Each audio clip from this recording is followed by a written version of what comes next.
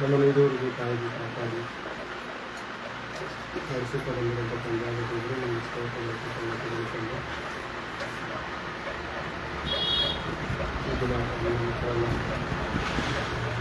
ಸೇರಿ ನಿಮ್ಮ ಮಾತುಗಳನ್ನು ಕೇಳುವುದಕ್ಕೆ ನಿಮ್ಮನ್ನು ಸ್ತುತಿಸುವುದಕ್ಕೆ ಮತ್ತು ನಿಮ್ಮನ್ನು ದೇಹದಲ್ಲಿ ಪಾಲುಗಾಡಿಸ್ತಾ ಆಗೋದಕ್ಕೆ ನಿಮ್ಮನ್ನು ಸಮಯವನ್ನು ಉದ್ದೇಶಿಸಿಕೊಂಡು ಈ ಕೊಟ್ಟಂಥ ಮಾತನ್ನು ಮೂಲಕ ತಂದೆ ಮಾತನಾಡುವಂಥ ಪರಿಶುದ್ಧಾತ್ಮನ ಸಹಾಯವನ್ನು ಹೇಳುವಂಥ ನಮಗೆ ಇಂಥ ಪರಿಶುದ್ಧಾತ್ಮನ ಜ್ಞಾನವನ್ನು ಕೇಳುವಂಥ ನಿಮ್ಮ ಮಕ್ಕಳಿಗೆ ವಿವೇಕವನ್ನು ಕೊಟ್ಟು ಪ್ರಾರಂಭದ ಅಂತ್ಯದವರೆಗೆ ನಿಮ್ಮ ಜೀವನ ನಿಮ್ಮ ಬರೆದ ನಾಮವನ್ನು ಅನುಪಡಿಸಿಕೊಳ್ಳಬೇಕಾದ ಪ್ರಾರ್ಥನೆ ರಕ್ಷಕನು ಪ್ರಭು ಆಗಿರುವ ವಿಶ್ಲೇಷಣೆಯನ್ನು ಪ್ರಾರ್ಥಿಸಿಕೊಳ್ಳಲು ಕುಡಿಗಳಂತೆಲ್ಲ ದೇವರೊಂದಿಗೆ ಯೇಸುಕ್ರಿಸ್ತನನ್ನು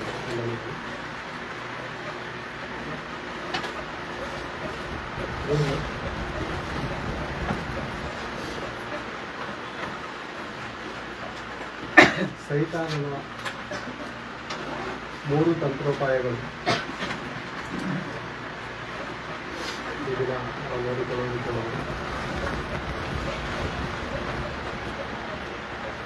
ಯಾರಿಗಾದ್ರೂ ಗೊತ್ತಾ? ಯಾರಾದ್ರೂ ತಿಳಿದಿರೋರಿಗೆ 3 ತಂತ್ರೋಪಾಯಗಳು ನಿಮಗೆ ತೋಚಿದ್ದು ನೀವು ಯಾರಾದ್ರೂ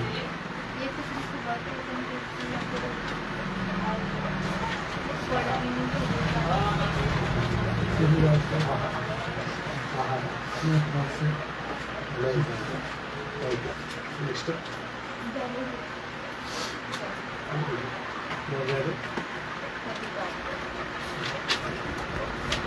ಇನ್ನೊಂದು ಕಾಣದಿರುವುದನ್ನು ಓಡಿಕೊಂಡು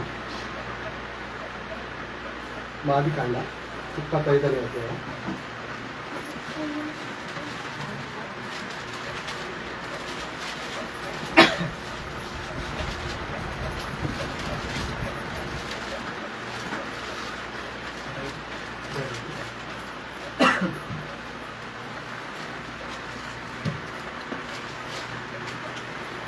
ಇಪ್ಪತ್ತೈದನೇ ಅಧ್ಯಾಯ 33ನೇ ವಚನ.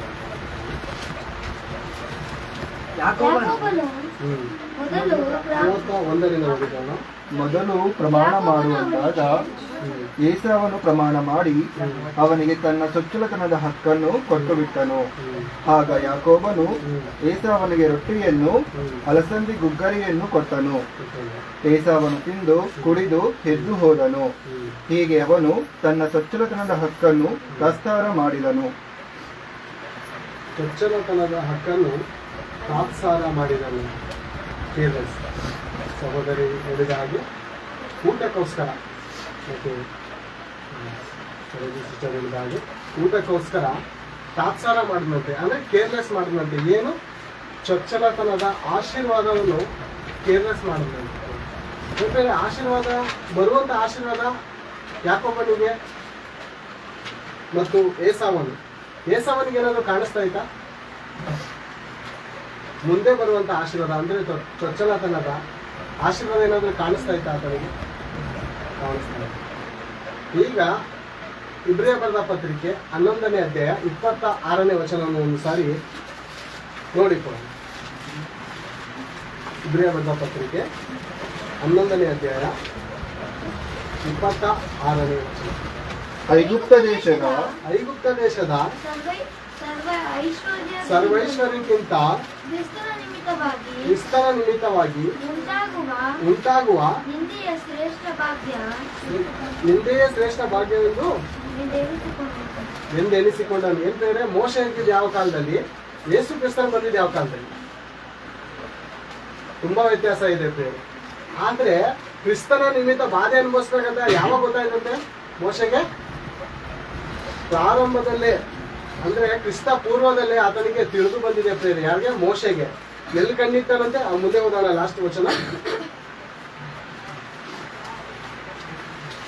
ಇನ್ನೊಂದ್ಸರಿ ಹೋದಾನ 11:26. ಹಾ, ಸರ್ವ ಐಶ್ವರ್ಯಕ್ಕಿಂತಲೂ ಕ್ರಿಸ್ತನ ನಿಮಿತ್ತವಾಗಿ ಉಂಟಾಗುವ ಹಿಂದೆ ಶ್ರೇಷ್ಠ ಭಾಗ್ಯವನ್ನು ಎನಿಸಿಕೊಂಡನು. ಆಮೇಲೆ ಯಾಕೆಂದರೆ ಈಗ ಗಮನಿಸಿ, ಬರುವ ಇನ್ನೂ ಬಂದಿಲ್ಲ ಪ್ರೇರೆ, ಆ ಭಾಗ್ಯ ಇನ್ನೂ ಬಂದಿಲ್ಲ. ಬರುವ ಪ್ರತಿಫಲದ ಮೇಲೆ ಕಣ್ಣಿಟ್ಟನು. ಅಂದ್ರೆ ನೋಡಿ ನಂಬಿದಾನ, ನೋಡದೆ ನಂಬಿದಾನ? ನೋಡದೆ ನಂಬಿದ್ದಾನೆ. ಏಸಾವನು ನಂಬಲಿಲ್ಲ. ಚೊಚ್ಚಲತನದ ಆಶೀರ್ವಾದವನ್ನು ಯಾರು ನಂಬಲಿಲ್ಲ? ಏಸಾವ ನಂಬಿಲ್ಲ.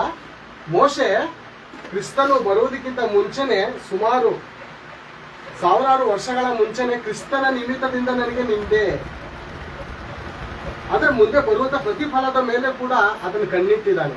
ಅಂದ್ರೆ ನಾವು ಕಾಣುವಂತದ್ದನ್ನು ನೋಡದೆ ನಂಬದೆ, ಕಾಣದೆ ಇರುವಂತದ್ದನ್ನು ನಂಬುವವನು ನಂಬಿಗಸ್ತನಾಗಿದ್ದಾನೆ. ದೇವರ ದೃಷ್ಟಿಯಲ್ಲಿ ಹೇಳುವಂತ ಮಾತು, ನೋಡಿ ನಂಬುವುದಕ್ಕಿಂತ ನೋಡದೆ ನಂಬುವವನು ಧನ್ಯನು.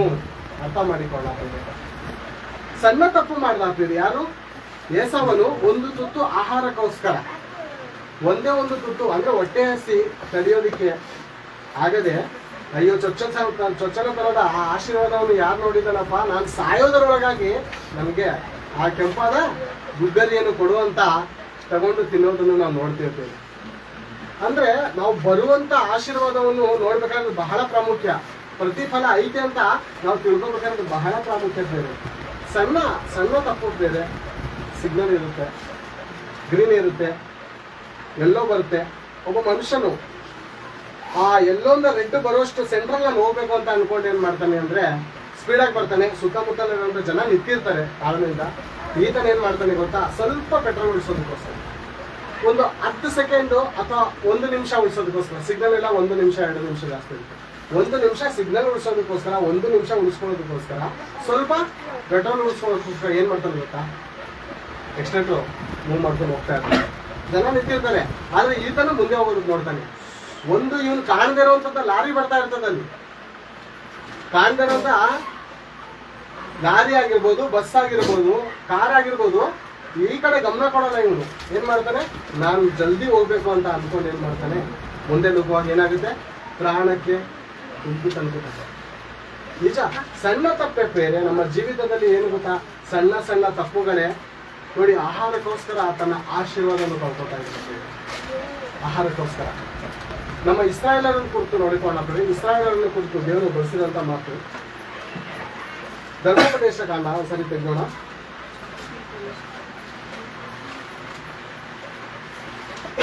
ಧರ್ಮೋಪದೇಶ ಕಾಂಡ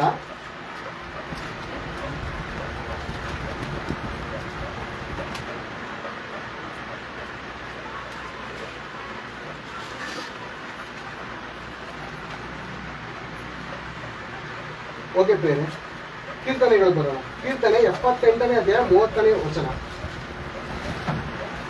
ಮೊದಲು ಇದು ನೋಡಿಕೊಳ್ಳೋಣ. ಕೀರ್ತನೆಗಳು 78ನೇ ಅಧ್ಯಾಯ ನಾವು ನಮ್ಮ ಇಂದ್ರಿಯದ ಬಾಯಿಂದಲೇ 30. ಕರೆಕ್ಟ್ ಆಗಿ 75 30. ಅವರ ಇಷ್ಟ ಭೋಜನವು ಅವರಿಗೆ ಅಸಹ್ಯವಾಗುವುದಕ್ಕಿಂತ ಮೊದಲು ಅವರು ಇನ್ನೂ ಭುಜಿಸುತ್ತಿರುವಾಗಲೇ ದೇವರ ಕೋಪವು ಅವರಿಗೆ ವಿರೋಧವಾಗಿ ಎದ್ದು ಅವರಲ್ಲಿ ಒಬ್ಬಿದವರನ್ನು ವಧಿಸಿ ಇಸ್ರಾಯೇಲಿಯ ಪ್ರಾಯಸ್ಥರನ್ನು ನೆರಳು ಕೂಡಿಸಿದ್ದನು ದೇವರು. ಬೇರೆ ಯೌವನಸ್ಥರು, ಪ್ರಾಯಸ್ಥರು ಅಂದ್ರೆ ಯೌವನಸ್ಥರನ್ನು ದೇವರು ನೆಲಕುರುಳಿಸ್ತಾರಂತೆ. ಯಾಕೆಂಬುದಾಗಿ ನೋಡುವಾಗ ಬೇರೆ ಇಷ್ಟ ಭೋಜನದ ನಿಮಿತ್ತ. 30ನೇ ವರ್ಷದ ಅದೇ ನೋಡಿದ್ವಲ್ವ, ಯಾರಿಗೆ ಇಷ್ಟ ಅಂತ? ಅವರಿಗೆ ಇಷ್ಟವಾದಂತ ಭೋಜನದ ನಿಮಿತ್ತ ದೇವರ ಕೋಪ ಬರ್ತದೆ. ಯಾಕೆ ಬರ್ತು ಪ್ರೇರೆ? ಯಾಕೆ ಬರ್ತು? ದೇವರು 6 ದಿವಸ ನೀವು ದುಡಿದು 1 ದಿವಸ ನನ್ನ ಸಾನ್ನಿಧ್ಯದಲ್ಲಿ ಬರಬೇಕು. ನಿಮ್ಗೆ 2 ದಿವಸದ ಆಹಾರವನ್ನು ಮೊದಲೇ ಕೊಡ್ತೀನಿ. ಅಂದ್ರೆ ಶುಕ್ರವಾರ ನಿಮ್ಗೆ ಏನ್ ಕೊಡ್ತೀನಿ? ಮೊದಲೇ ನಿಮಗೆ 2 ದಿವಸದ ಆಹಾರವನ್ನು ಕೊಡ್ತೇನೆ. ಶನಿವಾರ ನೀವು ಸಬ್ಬತ್ ದಿವಸದಿಂದ ಏನ್ ಮಾಡಬಾರ್ದು? ಒಲೆ ಅಂಟಿಸಬಾರದು ಹೇಳಿದ್ರ? ದೇವ್ರು ಆಜ್ಞೆ ಕೊಟ್ಟಿದ್ರ? ಆಜ್ಞೆ ಕೊಟ್ಟಿದ್ರು. ಏನ್ ಮಾಡುದು ಅಂದ್ರೆ ಬೇರೆ ನಮ್ಮ ಹಿರಿಯರು ಆ ದಿನವೂ ಕೂಡ ಕೂಡಿಸಿಕೊಳ್ಳುವುದಕ್ಕೆ ಹೋದರು. ಕೂಡಿಸಿಕೊಂಡಂತ ಇದ್ದಂತ ಆಹಾರ ಒಂದೇನಾಯ್ತು ಅಂದ್ರೆ ಬಿಸಿಲು ನಿಮಿತ್ತ ಕರಗೋಯ್ತು. ಬಿಸಿಲು ಬಂದು ಕರಗೋಯ್ತು. ಎರಡನೇದಾಗಿ ಏನಾಯ್ತು ಗೊತ್ತಾ? ಹುಳ ಬೀಳ್ತು. ಏನ್ ಭಯಂಕರ ಅಲೋಪನೆ, ಹುಳ ಬೀಳೋದಂದ್ರೆ ಎಂತ ಭಯಂಕರ ಇರ್ಬೇಕು ನೋಡಿ. ಹುಳ ಬಿದ್ದು ಆಹಾರವೆಲ್ಲ ಕೆಟ್ಟೋಯ್ತು. ಅಂದ್ರೆ ಏಸಾವನು ತನ್ನ ಚೊಚ್ಚಲತನದ ಒಂದು ಆಶೀರ್ವಾದವನ್ನು ಹೇಗೆ ತಾತ್ಸಾರ ಮಾಡಿಕೊಂಡನೋ, ನಮ್ಮ ಹಿರಿಯರು ಕೂಡ ಒಂದು ತುತ್ತು ಆಹಾರಕ್ಕೋಸ್ಕರ ಏನ್ ಮಾಡಿದವ್ರೆ, ದೇವರ ಆಶೀರ್ವಾದವನ್ನು ಕಳೆದುಕೊಳ್ಳುತ್ತಿದ್ದಾರೆ. ಅಂದ್ರೆ ತಾತ್ಸಾರ ಅನ್ನುವಂಥದ್ದು 3 ಅಕ್ಷರ. ಏಸಾವನು 25:36 ನೋಡುವಾಗ ಲಾಸ್ಟ್ ಅಲ್ಲಿ ಒಂದು ವಚನ ಬಂದಿರ್ತದೆ, ತಾತ್ಸಾರ ಮಾಡಿದನು, ತನ್ನ ಚೊಚ್ಚಲತನದ ಆಶೀರ್ವಾದವನ್ನು ಏನಂತ ಬರ್ತಿದ್ದಲ್ಲಿ ಒಂದ್ಸರಿ ಓದೋಣ. ನಾವು ಹೊಡಲು 25:33 34 ಕೆಳಗಡೆ ಇರ್ತದೆ ಅದು ಮಾತ್ರ. ಮೇಲಿಂದ ಓದೋಣ. ಆಗ ಯಾಕೋಬನು ಏಸಾವನಿಗೆ ರೊಟ್ಟಿಯನ್ನು ಅಲಸಂದಿ ಗುಗ್ಗರಿಯನ್ನು ಕೊಟ್ಟನು. ಏಸಾವ ತಿಂದು ಕುಡಿದು ಎದ್ದು ಹೋದನು. ಹೀಗೆ ತನ್ನ ಚೊಚ್ಚಲತನದ ಹಕ್ಕನ್ನು ತಾತ್ಸಾರ ಮಾಡಿದನು. ಅಂದ್ರೆ ಕೇರ್ಲೆಸ್. 3 ಅಕ್ಷರ ಬೇರೆ. ತಾತ್ಸಾರ ಚಿಕ್ಕ ಪದ ಅಲ್ವಾ?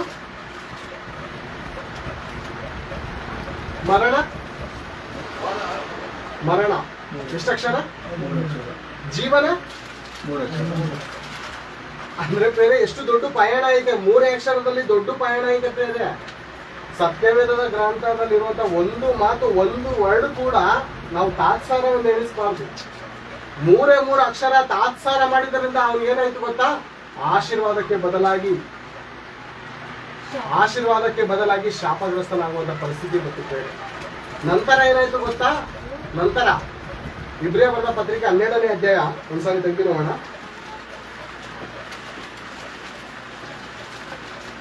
ಇಬ್ರಿಯ ಬರೆದ ಪತ್ರಿಕೆ 12ನೇ ಅಧ್ಯಾಯ 17ನೇ ವಚನ ಓದಿಕೊಳ್ಳೋಣ. ಅನಂತರದಲ್ಲಿ ತನ್ನ 16ರಿಂದ ಓದೋಣ. ಇಬ್ರಿಯ 12:16. ಈಗ ಓದೋಣ. ಅದು ಸಭೆಯವರನ್ನು ಕೆಡಿಸದಂತೆ ಯಾವ ಜಾರನಾಗಲಿ. ಎಂತ ಮಾತಾಡ್ತಾ ಇದ್ದಾರೆ ದೇವರು? ಬೇರೆ ಜಾರನು ಅಂದ್ರೆ ಕೊಲೆಯಾದವನು, ವ್ಯಭಿಚಾರಕ್ಕೆ ಸಮಾನವಾದವನು. ಓದೋಣ ಈಗ.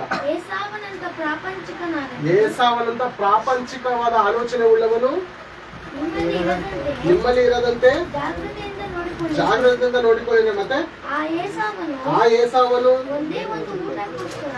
ನೋಡಿ ಬೇರೆ ಒಂದೇ ಒಂದು ಊಟಕ್ಕೋಸ್ಕರ ತನ್ನ ಚೊಚ್ಚಲತನದ ಹಕ್ಕನ್ನು ಕೊಟ್ಟು ಬಿಟ್ಟನು. ಆನಂತರದಲ್ಲಿ ತನ್ನ ತಂದೆಯ ಆಶೀರ್ವಾದವನ್ನು ಬಾಧ್ಯವಾಗಿ ಹೊಂದಬೇಕೆಂದು ಏನ್ ಮಾಡ್ತಾ ಇದ್ದಾನೆ ಈಗ? ಕಳೆದುಕೊಂಡಂತ ಆಶೀರ್ವಾದ ದೇವರೇ ನನಗೆ ಅಪ್ಪ ನನಗೆ ಕೊಡು ಅಂತ ಬೇಡಿಕೊಂಡರು. ನಡೆದದ್ದನ್ನು ಇಲ್ಲದ ಹಾಗೆ ನಡುವುದಕ್ಕೆ ಮಾರ್ಗವಿಲ್ಲದೆ ನಿರಾಕರಿಸಲ್ಪಟ್ಟನು. ಸಣ್ಣ ತಪ್ಪಿನ ಮೂಲಕ ಸಿಗ್ನಲ್ ಜಂಪ್ ಆಗಿ ಸ್ವಲ್ಪ ಪೆಟ್ರೋಲ್ ಉಳಿಸ್ಕೊಳ್ಳೋದಕ್ಕೆ, 1 ನಿಮಿಷ ಸಮಯ ಉಳಿಸ್ಕೋದಕ್ಕೋಸ್ಕರ, 1 ದಿವಸದ ಆಹಾರವನ್ನು ಸಂಪಾದನೆ ಮಾಡೋದಕ್ಕೋಸ್ಕರ ತಾತ್ಸಾರ ಮಾಡಿದ್ದರಿಂದ ಆ ಒಂದು 2 ವೀಲರ್ ಅನ್ನು ಅಥವಾ ಕಾರನ್ನು ಆಕ್ಸಿಡೆಂಟ್ ಆಗಿ ತನ್ನ ಪ್ರಾಣವನ್ನು ಹೇಗೆ ಕಳ್ಕೊತಾ ಅನ್ನೋದು ಬೇರೆ. ಒಂದು ನಿಬಂಧನೆ, ದೇವರ ಆಜ್ಞೆ ಏನ್ ಬೇರೆ. ಸಿಗ್ನಲ್ ಅಂದ್ರೆ ಏನ್ ಬೇರೆ? ಒಂದು ಆಜ್ಞೆ ಅಲ್ವಾ, ಒಂದು ಕಟ್ಟಳೆ. ಇದನ್ನ ಪಾಸ್ ಆದ್ರೇನೆ ಮರಣ ಬರುತ್ತೆ ಅಂದ್ರೆ ದೇವರ ಆಜ್ಞೆ ಎಷ್ಟೋ ಶ್ರೇಷ್ಠವಲ್ಲವೇ, ಎಷ್ಟು ಭಯಂಕರವಲ್ಲವೇ? ಇನ್ನೊಂದು ವಿಷಯದಲ್ಲಿ ಹೇಳ್ಬೇಕಾದ್ರೆ ಎಷ್ಟು ಭಯಂಕರವಾದಂಥದ್ದು ಯಾವುದು? ದೇವರ ಆಜ್ಞೆಗಳು. ತಾತ್ಸಾರ ಮಾಡಿದ್ರಿಂದ ಆಮೇಲೆ ಏನ್ ಮಾಡ್ತಾನೆ ಗೊತ್ತಾ? ಇವ್ನು ಗೋಳಾಡ್ತಾ ಇದ್ದಾನೆ. ಅಯ್ಯೋ ಕಳೆದುಕೊಂಡಂತ ಆಶೀರ್ವಾದ, ಆಕ್ಸಿಡೆಂಟ್ ಆಗಿ ಕೈಯೋ ಕಾಲು ಕಳೆದುಕೊಂಡು ನಾನು ಒಂದೇ ಒಂದು ನಿಮಿಷ, ಒಂದೇ ಒಂದು ಸೆಕೆಂಡ್ ನಾನು ಮಾಡಿದ್ಕೆ ಏನಾಯ್ತು? ಇವತ್ತು ನನ್ನ ಪ್ರಾಣ ಹಾಸ್ಪಿಟಲ್ ನಡ್ತಾ ಇದೆಯಲ್ಲ, ಒಂದು ಕ್ಷಣ ನಾನು ಅಲ್ಲಿ ಬ್ರೇಕ್ ಹೊಡೆದು ನಿಲ್ಸಿದ್ರೆ ಈ ದಿನ ನಾನು ಈ ಹಾಸ್ಪಿಟಲ್ ಐಸು ವಾರ್ಡಲ್ಲಿ ಇರ್ತಾ ಇಲ್ಲ ಅಂತ ಆತನ ಯೋಚನೆ ಬರ್ತಾ ಇಲ್ಲ. ಬೇರೆ ಪ್ರಾಣ ಉಳಿದಿರೋಂಥ ಮನುಷ್ಯನಿಗೆ ಸ್ವಲ್ಪ ಹೊತ್ತು ಪ್ರಾಣ ಹೋಗೋ ಮೂಮೆಂಟ್ ಇರುತ್ತೆ. ಅವ್ನಿಗೇನು ಆಲೋಚನೆ ಬರ್ಬೋದು? ಎಷ್ಟು ಅಹಂಕಾರ ಪಟ್ಟು ಆತುರ ಪಟ್ಟು ಒಂದೇ ಒಂದು ನಿಮಿಷ ಯೋಚನೆ ಮಾಡಿ ಸಿಗ್ನಲ್ ಆದ್ಮೇಲೆ ಹೋಗಿದ್ರೆ ನನ್ನ ಪ್ರಾಣ ಇವ್ರು ಉಳ್ಕೊತಾ ಇದ್ದಾರೆ. ಆಲೋಚನೆ ಬರುತ್ತಾ? ಖಂಡಿತ ಬರುತ್ತೆ. ಈಗ ಇವ್ನಿಗೆ ಯಾರಿಗೆ ಆಲೋಚನೆ ಬಂದಿದೆ ಈ ಮಾತು? ಏಸಾವನಿಗೆ ಚೊಚ್ಚಲತನದ ಆಶೀರ್ವಾದವನ್ನು ಕಳೆದುಕೊಂಡ ಮೇಲೆ ಅದರ ಆಶೀರ್ವಾದದ ಕೆಪಾಸಿಟಿ ಏನು, ಆ ಆಶೀರ್ವಾದದ ದೊಡ್ಡಸ್ತಿಕೆ ಏನಂತ ಯಾವ ಗೊತ್ತಾಗ್ತಾ ಇದೆ ಗೊತ್ತಾ? ಕಳೆದುಕೊಂಡ ನಂತರ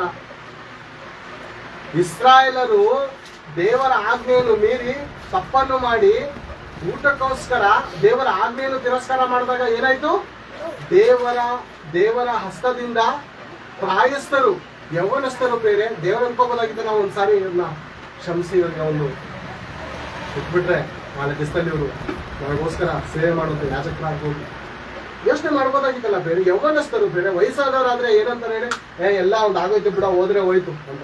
ಯೌವನಸ್ಥರು ದೇವರಿಗೋಸ್ಕರ ಬೆಳಿಬೇಕಂತದವ್ರು ದೇವ್ರು ಬಿಡ್ತಾ ಇಲ್ಲ ಬೇರೆ. ಆ ಸಮಯದಲ್ಲಿ ಏನ್ ಮಾಡ್ತಾ ಇದ್ದಾರೆ?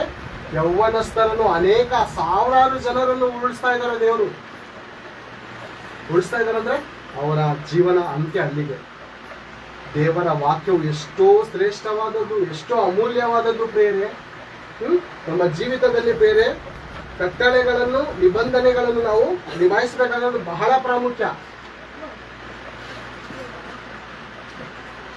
ಹಾಗೆ ಬೇರೆ ನೋಡಿಕೊಳ್ಳೋಣ. ಊಟದಿಂದ ಆದಂತ ದುರ್ಮರಣಗಳನ್ನು ಕುರಿತು ಈ ಸಮಯದಲ್ಲಿ ನಾನು ನೋಡ್ತಾ ಇದ್ದೀನಿ. ಅವಳು ಕೂಡ ಏನೋ ರುಚಿ ನೋಡಬೇಕು, ಆಹಾರವನ್ನು ತಿನ್ನಬೇಕು. ಏನ್ ಬೇರೆ? ಮುದ್ದೆ ಅಂದ್ರೆ ಕೆಲವ್ರಿಗೆ ಆಗಲ್ಲ, ಕೆಲವ್ರಿಗೆ ಆಗಲ್ಲ. ನಮ್ಮ ದೊಡ್ಡ ಮಗನಿಗೆ ಆಗಲ್ಲ, ಮುದ್ದೆ ಅಂದ್ರೆ ಆಗಲ್ಲ. ಎರಡು ತುತ್ತು ತಿಂದು ಸಿಗಾಕೋತು ಅಂದ್ಬಿಟ್ಟು ಬಿಟ್ಕೊಡ್ತಾರೆ. ಈಗ ತಂದೆ ತಾಯಿ ಆದಂಥವರು ಪ್ರತಿದಿನ ಮುದ್ದೆನೇ ಮಾಡ್ಕೊಡ್ತಾ ಇದ್ರೆ, ಬೇರೆ ಆಹಾರ ನೀನು ತಿನ್ಬೇಡ, ಪ್ರತಿದಿನ ಮುದ್ದೆನೇ ನೀನು ತಿನ್ನು ಅಂತ ಅಂದ್ರೆ ಆತನಿಗೆ ಬೇಸರ ಆಗಿ ಏನ್ ಮಾಡ್ತಾನೆ? ನಾನು ತಿನ್ನಲ್ಲ ಅಂತಾನೆ. ಇವಾಗ ದೇವರು ಎಲ್ಲಾ ತರದ ಹಣ್ಣನ್ನು ಕೊಟ್ಟಿದ್ದಾರೆ. ಏನ್ ಬೇಕು ತಿನ್ನು ಮಗಳೇ, ಏನ್ ಬೇಕು ತಿನ್ನು, ಆದ್ರೆ ಇದೊಂದು ಮಾತ್ರ ತಿನ್ಬೇಡ, ಅಂದಾಗ ಅದ್ರ ಮೇಲೇನೆ ಕಣ್ಣೋಗಿದೆ ಅಂತಂದ್ರೆ ಸೈತಾನನು ಯಾವಾಗ ದೇವರಿಗೆ ಏನ್ ಇಷ್ಟ ಆಗಿರುತ್ತದೋ ಅದನ್ನ ಮಾಡೋದಕ್ಕೆ ಸೈತಾನನು ಮಾತ್ರ ಯಾವಾಗಲೂ ನಮ್ಮನ್ನು ಪ್ರಯತ್ನ ಮಾಡ್ತಾ ಇರ್ತಾನೆ. ನಮ್ಮ ಕೈಯಿಂದ ಅದನ್ನು ಮಾಡಿಸ್ಬೇಕು, ಇವ್ರು ದೇವರಿಗೆ ವಿರುದ್ಧವಾಗಿ ಕೆಲಸ ಮಾಡಬೇಕು. ದೇವರು ಇಸ್ರಾಯೇಲರಿಗೆ ನೀವು 6 ದಿವಸ ದುಡಿದು 1 ದಿವಸ ನನಗೋಸ್ಕರ ಮೀಸಲಾಗಿದೆ, ಸ್ವಲ್ಪ ಕೂಡಿಸಿದವನಿಗೆ ಏನು ಕಡಿಮೆ ಆಗಿಲ್ಲ ಅಂತ ಆ ಮಾತನ್ನ ಆಲೋಚನೆ ಮಾಡುವ ಬೇರೆ ಆಶ್ಚರ್ಯವಾಗುತ್ತೆ. ನಾವು 1 ದಿವಸ ಬಂದಿದ್ದೀವಲ್ಲ, 1 ದಿವಸ ರಜಾಕ್ ಬಂದಿದ್ದೀವಿ. ಪ್ರಪಂಚದಲ್ಲಿ 1 ದಿವಸಕ್ಕೆ ಕೋಟ್ಯಾಂತರ ರೂಪಾಯಿ ಸಂಪಾದನೆ ಮಾಡೋರು ಇದ್ದಾರೆ. ನಿಮ್ಮ ಎಣಿಕೆಯಲ್ಲಿ, ನಿಮ್ಮ ನೆನಪಿನಲ್ಲಿ ಯಾರಾದ್ರೂ ಬರೋರಿದ್ರೆ ಅವ್ರ ಹೆಸರು ಹೇಳ್ಬೋದು. 1 ದಿವಸಕ್ಕೆ ಕೋಟ್ಯಾಂತರ ರೂಪಾಯಿ ಗಂಟ ರೀಚ್ ಮಾಡೋರು, ಸಂಪಾದನೆ ಮಾಡೋರು ಇದಾರ? ಯಾರಿದ್ದಾರೆ? ನಮ್ಮ ಆಮೇಲೆ ಜಿಯೋ ಕಂಪ್ನಿ ಅವರು ಇದೆ, ಸಿಮ್ ಎಲ್ಲ ಇದು ಮಾಡೋರಿಲ್ಲ. 1 ದಿವಸಕ್ಕೆ ಕೋಟ್ಯಾಂತರ ರೂಪಾಯಿ ಸಂಪಾದನೆ ಮಾಡೋರು ಇದ್ದಾರ? ಈಗ ಒಂದು ಸಾರಿ ಕೀರ್ತನೆಗಳು 84 ಇರ್ಬೋದು, 10ನೇ ವಚನ ಒಂದು ಸಾರಿ ಎಲ್ಲರಿಗೂ ಗೊತ್ತಿರುವಂತ ವಚನ.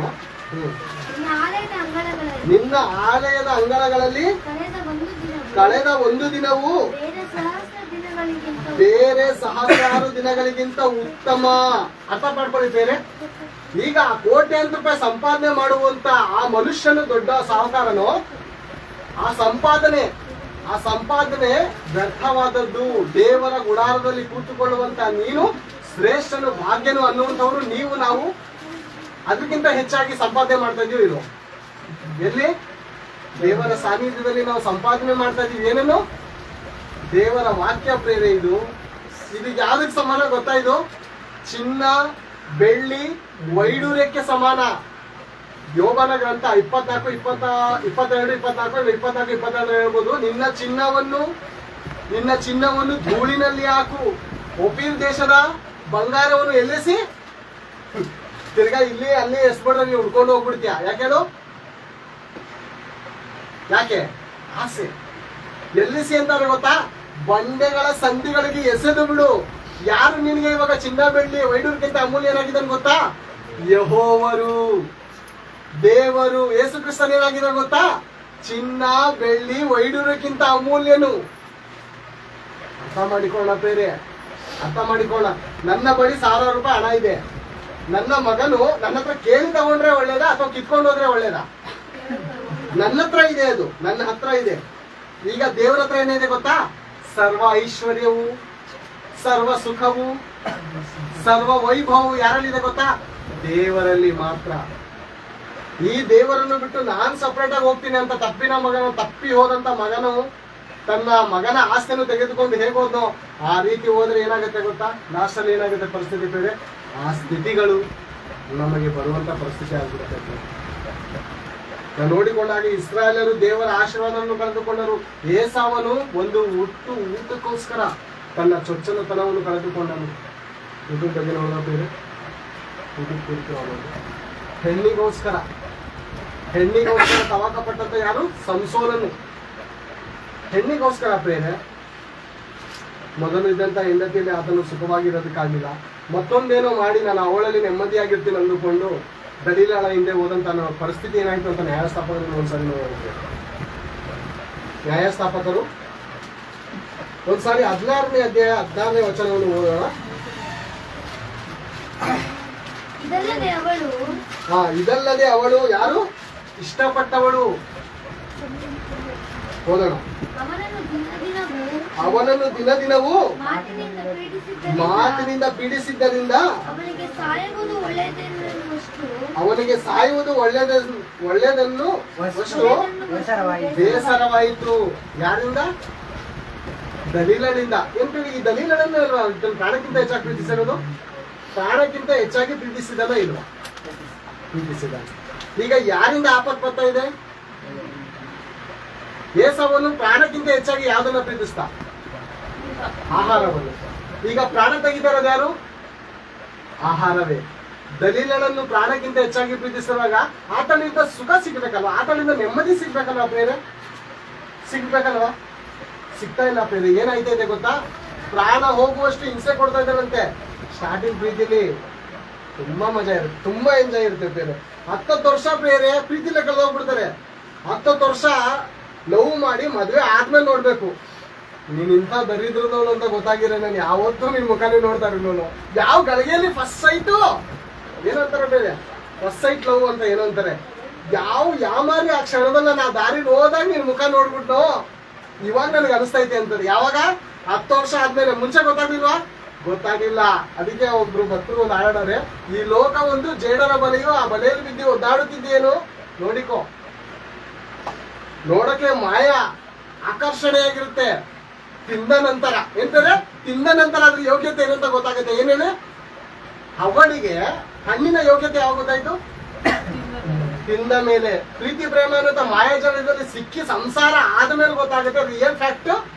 ಇಷ್ಟೇನೆ ಲೈಫು, ಇಷ್ಟೇನೆ ಅಂತ ಮುಂದೆ ಕೇಳಲ್ಲ, ಗೊತ್ತಾಗ್ಬಿಡುತ್ತೆ.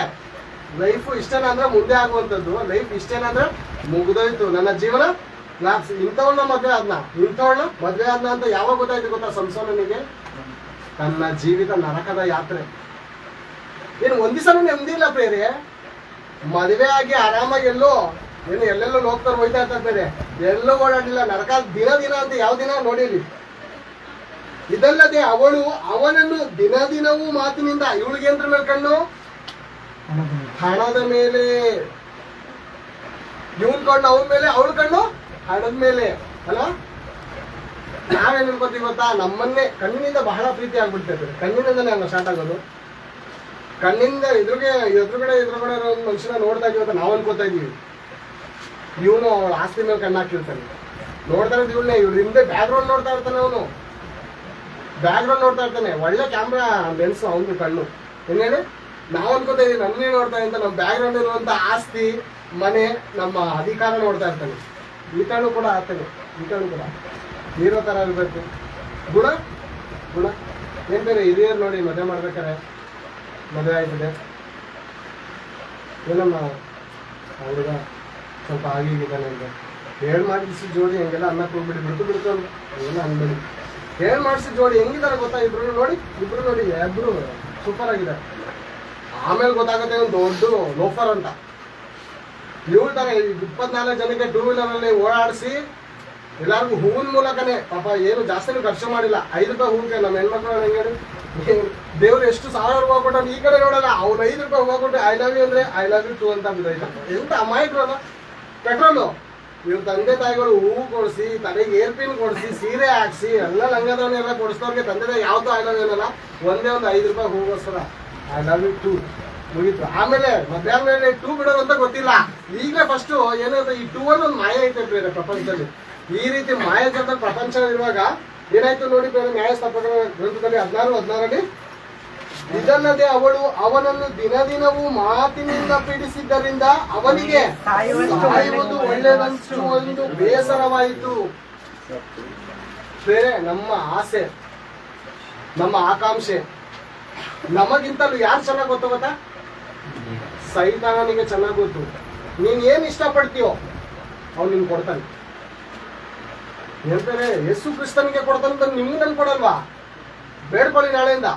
ಏನು ಬೇಡ್ಕೊಳ್ಳಿ? ಮನೆಗಳು ಬೇಡ್ಕೊಳ್ಳಿ, ಸೈಟ್ಗಳ ಕೊಡ್ತಾನೆ. ಬೇರೆ ಆತನು ಸರ್ವಲೋಕ ಅವನ ಹತ್ರ ಇದೆ. ದೊಡ್ಡ ಸ್ಕ್ರೀನ್ ಮೂಲಕ ತೋರಿಸ್ತಾನೆ. ನೋಡಿ ಯೇಸುವೆ, ಎಲ್ಲ ನೀನ್ ಕೊಡ್ತೀನಿ. ಇದು ನನ್ ಕೊಡಲ್ ಪಟ್ಟಿದೆ, ನಾನ್ ನಿನ್ ಕೊಡ್ತೀನಿ. ಏನೇನ್ ಕೊಟ್ಟಿದ್ದೀನಿ ನನಗೆ? ಏನೇನ್ ಪ್ರಾರ್ಥನೆ ಮಾಡ್ಬೇಡ, ಪ್ರಾರ್ಥನೆ ಮಾಡ್ಬೇಡ, ನಾನ್ ಕೊಡ್ತೀನಿ. ನನ್ನ ನಮಸ್ಕಾರ ಮಾಡು. ಯಾರು ಎರಡನೇ ಯಜಮಾನ, ಆತನ ನಮಸ್ಕಾರ ಮಾಡಿದ್ರೆ ಪ್ರಪಂಚನೂ ನೀನು ಕೊಡ್ತಾನೆ.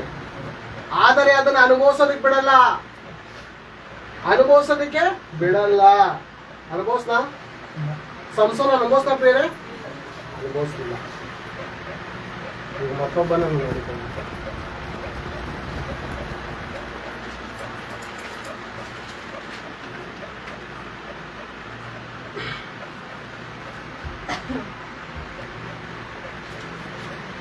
ಇಸ್ಕರಿಯೋತನ ಕುರಿತು ಆಲೋಚನೆ ಮಾಡೋಣ.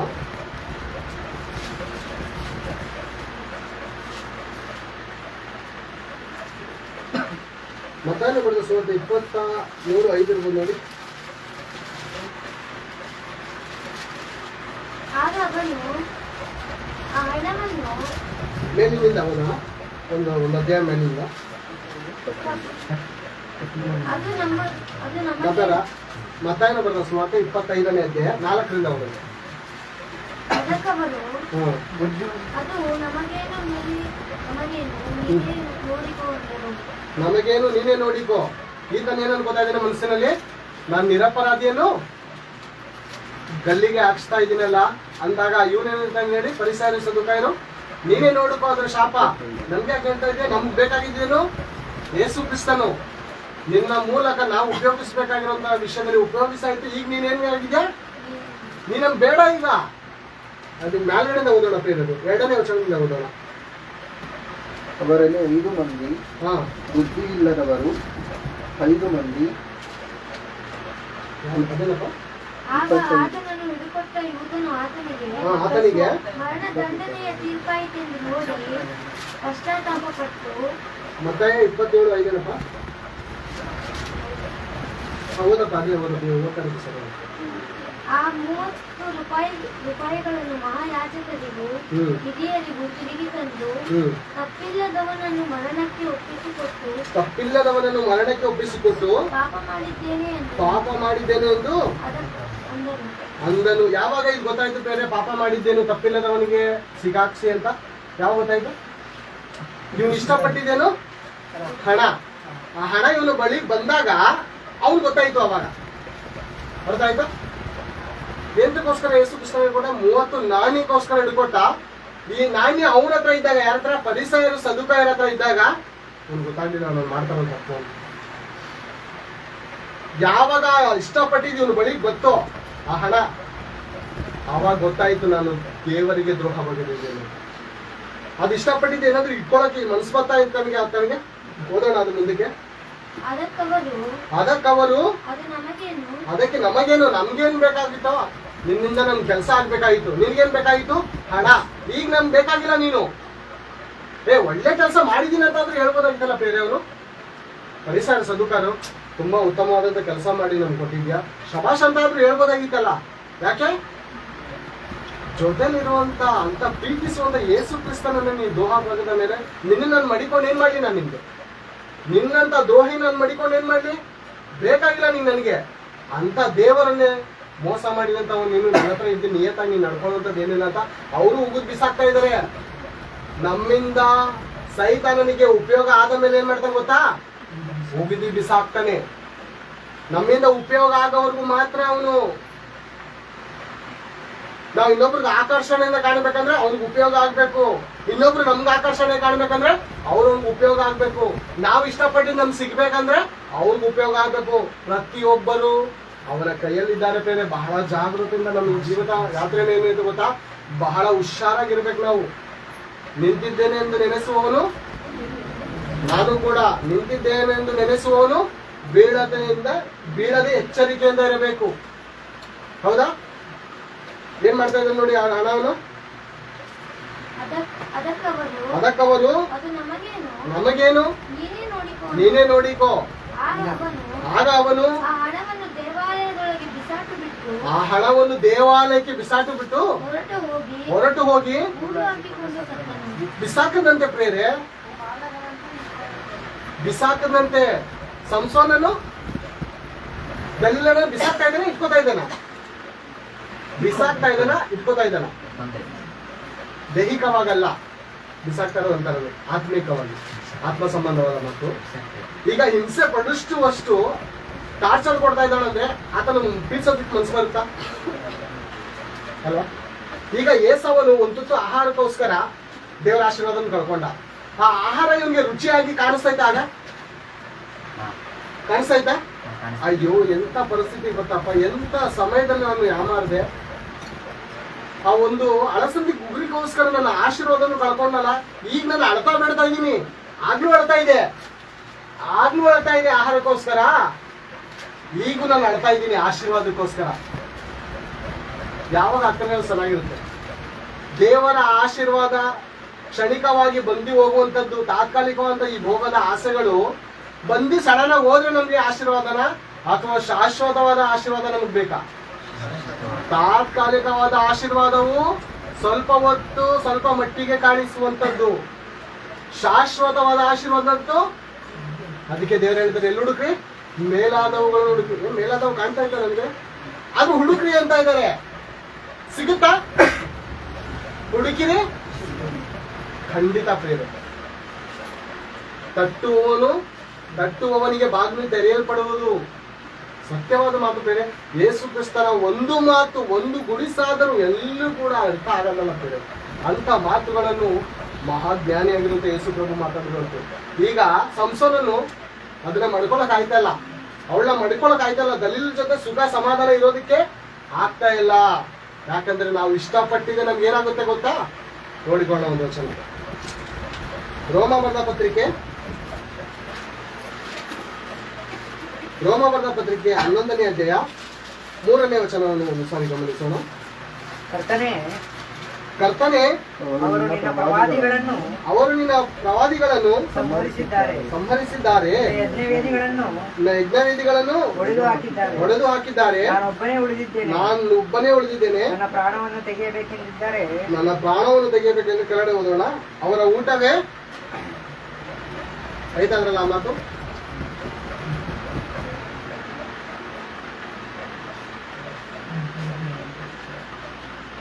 ರೋಮ ಬರೆದ ಪತ್ರಿಕೆ 11ನೇ ಅಧ್ಯಾಯ 9.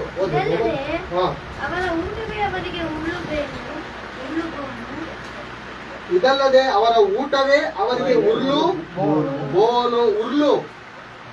ಊಟವೇ ಬೋನಂತೆ ಪ್ರಿಯರೇ, ಅಂದ್ರೆ ಸೆರೆ.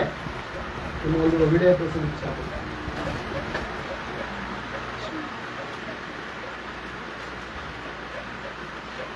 ಎಲ್ಲರೂ ನೋಡಿರ್ತೀರಾ?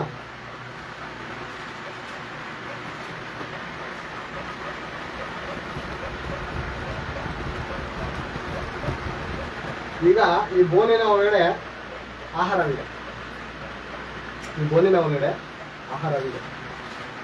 ಈ ಇಲ್ಲಿ ಬಹಳ ಸರಿ ನೋಡ್ತಾ ಇದೆ, ಯಾರಾದ್ರೂ ಇದಾರ ತಿನ್ಬೇಕಾದ್ರೂ ನೋಡ್ತಾ ಇದ್ದಾರ ಅಂತ ಬಹಳ ಸರಿ ನೋಡಿ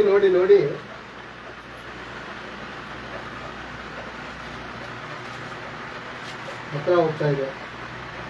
ನಿಮಗೆಲ್ಲ ಗೊತ್ತಿರುತ್ತೆ ಬೇರೆ, ಇದೆಲ್ಲ ನೋಡಿದ್ದೇವೆ ನಾವು. ದೇವರು ಸಣ್ಣ ಸಣ್ಣ ವಿಷಯದಲ್ಲೂ ಕೂಡ ಮಹಾಜ್ಞಾನದ ಸಂಗತಿಗಳನ್ನು ಮಡಗಿರ್ತಾರೆ ಬೇರೆ. ನೋಡಿ, ಆ ಇಲಿ ಮರಿ ತಿನ್ನೋದಕ್ಕಂತ ಹೋಗ್ತಾ ಇದೆ, ಕಡೆಯಲ್ಲಿ ಖೈದಿ ಆಗ್ತಾ ಇದೆ. ಯಾವ ಖೈದಿ?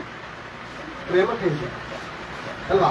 ಪ್ರೇಮಕ್ಕೆ ಖೈದಿ, ಊಟಕ್ಕೆ ಖೈದಿ, ಹಣಕ್ಕೆ ಖೈದಿ.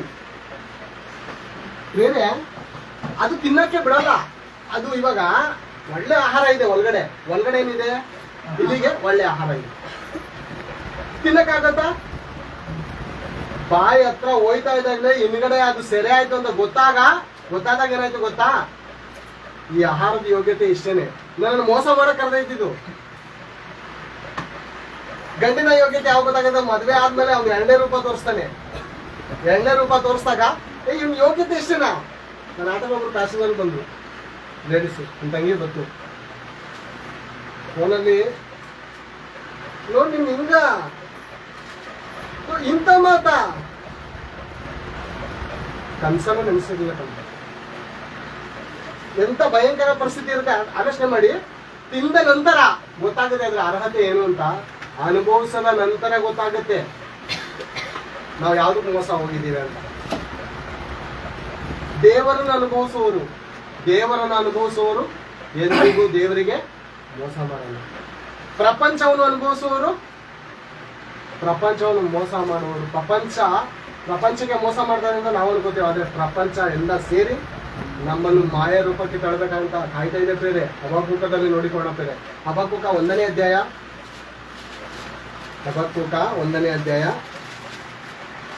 14ನೇ ವಚನವನ್ನು ಸರಿ ಗಮನಿಸೋಣ.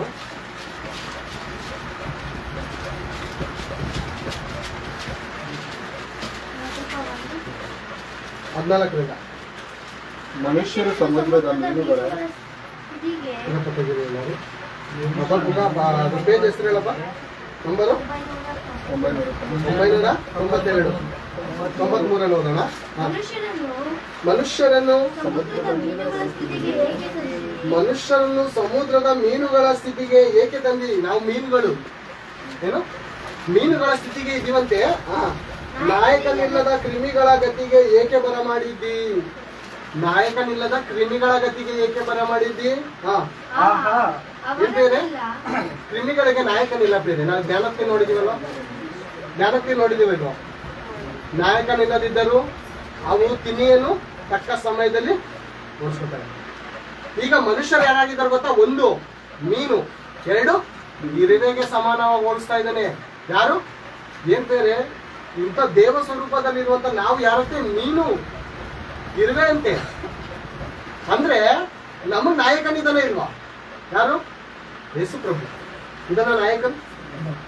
ನಾವು ನಮ್ಮ ನಾಯಕನನ್ನು ಮರೆತಂತ ಕ್ಷಣಕ್ಕೆ ಪರಿಸ್ಥಿತಿಗೆ ಇವಾಗ ನಾವು ಇರುವೆಗಳಾಗ್ಬಿಟ್ಟಿದ್ದೀವಿ. ಇರುವೆಗೆ ನಾಯಕನಿಲ್ಲ, ನಮಗ್ ನಾಯಕನಿದ್ದಾರೆ. ನಾವು ದೇವರ ರೀತಿಯಲ್ಲಿ ಆಲೋಚನೆ ಮಾಡುವಾಗ, ದೇವರ ಮಕ್ಕಳಂತೆ ಆಲೋಚನೆ ಮಾಡುವಾಗ ನಮಗ್ ನಾಯಕ ಯಾರು? ಯೇಸು ಪ್ರಭು. ಈಗ ನಾವು ದೇವರಂತೆ ಆಲೋಚನೆ ಮಾಡದೆ, ದೇವರ ಬಗ್ಗೆ ಚಿಂತೆ ಮಾಡದೆ ಇರುವಾಗ ನಾವು ಯಾರಂತೆ? ಯಾರ ಸಮಾನ? ಇರುವೆಗಳ ಸಮಾನ, ಮೀನುಗಳ ಸಮಾನ. ಕೇಳಿ ಹೋದೋಣ. ಏನ್ ಬೇರೆ ಒಳ್ಳೆ ಮಟನ್ ಊಟ ಸಿಕ್ತು ಅನ್ಕೊಳ್ಳಿ, ಉಪವಾಸ ಇದ್ದಿ. ಶುಕ್ರವಾರ ಉಪವಾಸ ಇರ್ತೀವಿ ಬೇರೆ ಅಲ್ವಾ? ಶುಕ್ರವಾರ ಉಪವಾಸ ಇರ್ತೀವಿ. ಮನೆಗೆ ಹೋಗಿದ ತಕ್ಷಣ ಮಟನ್ ಬಿರಿಯಾನಿ, ಕಬಾಬು, ಈರುಳ್ಳಿ, ಸೌತೆಗೆ ಎಲ್ಲ ಮಾಡಿದ್ರೆ ಹೆಂಗ್ ತಿಂತೀವಿ ಬೇರೆ? Non stop. ನೀರ್ ಇದ್ರು ಬರೋಲ್ಲ, ಸಿಕ್ಕಾಕೊಂಡ್ರು ಬರೋಲ್ಲ, ಆಮೇಲೆ ಜೀವ ಹೋದ್ರು ಪರವಾಗಿಲ್ಲ. ಚೆನ್ನಾಗಿ ಮೇಲ್ಗಡೆ ಅಲ್ಲ, ಹೊರಗಡೆ ಇರೋದು ಹೋಯ್ತಾ ಇರಲ್ಲ ಆಲ್ರೆಡಿ ಮೇಲ್ಗಡೆ ಸ್ಟಾಕು. ಯಾಕಂದ್ರೆ ಎಲ್ಲಿ ಕಡಿಮೆ ಆಗೋದ್ರೆ, ಇಲ್ಲಿ ಕಡಿಮೆ ಆಗಿದೆ ಅಂತ ಗೊತ್ತಾಯ್ತು ಅಂದ್ರೆ ಇನ್ನು ಸ್ವಲ್ಪ ಬರುತ್ತೆ. ಫುಲ್ ಖಾಲಿ ಇಲ್ಲಿಂದ ಇಲ್ಲಿವರೆಗೂ ಅರ್ಧ kg ಇರ್ಬೇಕು. ಆ ರೀತಿ ಖಾಲಿ ಮಾಡ್ತಾರೆ ಅಲ್ಲ ಬೇರೆ? ಅಂದ್ರೆ ರುಚಿ ಅಲ್ವಾ? ಆ ರೀತಿ ಮನುಷ್ಯರನ್ನು ಸಮುದ್ರದ ಮೀನುಗಳ ಸ್ಥಿತಿಗೆ ಏಕೆ ತಂದಿದ್ದಿ? ನಾಯಕನಿಲ್ಲದ ಕ್ರಿಮಿಗಳ ಗತಿಗೆ ಏಕೆ ಬರ ಮಾಡಿದ್ದಿ? ಅವರನ್ನೆಲ್ಲ ತನ್ನ ಗಾಳದಿಂದ ಮೇಲೆ ಕೆಳೆಯುತ್ತಾನೆ, ಬಲೆಯಿಂದ ಚಾಚುತ್ತಾನೆ. ನೀನು ಹಿಡಿಬೇಕಾದ್ರೆ ಪ್ರೇರೆ, ನೀನು ಹಿಡಿಬೇಕಾದ್ರೆ ಅದಕ್ಕೆ ಒಂದು ಎರೆ ಹುಳ ಅಂತ ಬರುತ್ತೆ. ಎರೆ ಹುಳ ಇರುತ್ತೆ. ಹುಳ, ಆ ಹುಳ ತುಂಬಾ ರುಚಿಯಾಗಿರುತ್ತೆ. ಯಾರಿಗೆ? ಮೀನಿಗೆ. ಇವಾಗ ನಮಗಿಂತ ಸೈತಾನ್ ಚೆನ್ನಾಗಿ ಗೊತ್ತು ನಾವು ಯಾವ ರುಚಿಲಿದ್ದೀವಿ ಅಂತ ಅಲ್ವಾ? ಚೆನ್ನಾಗಿ ಗೊತ್ತು ಬೇರೆ ಸೈತಾನ್. ಅವನು ಎಲ್ಲಿದ್ದಾನೆ? ಇಲ್ಲಿ ಚರ್ಚೆ ಒಳಗಡೆ ಬರಲ್ಲ, ಹೊರಗಡೆ ಮಾತ್ರ ಇರ್ತಾನೆ. ಯಾವಾಗೂ ದೇವಾಲಯದಲ್ಲಿದ್ರೆ ಆತನ ಬರಲ್ಲ ಅಂತಂದ್ರೆ ನಮಗಿಂತಲೂ ಮೋಸದವರು ಯಾರು? ಯಾಕಂದ್ರೆ 2 ಥೆಸಲೋನಿಕ 2ನೇ ಅಧ್ಯಾಯ 4ನೇ ವಚನದಲ್ಲಿ ಹೇಳುವಂತ ಮಾತನ್ನು ಗೊತ್ತಾ? ಅವನು ದೇವರ ಗರ್ಭಗುಡಿಯಲ್ಲಿದ್ದು ಎಲ್ಲಿದ್ದಾನೆ ಅಂತ ಒಂದ್ಸರಿ ನೋಡ್ಬೇಡ. ಮಾತು ನೋಡಿಕೊಳ್ಳೋಣ.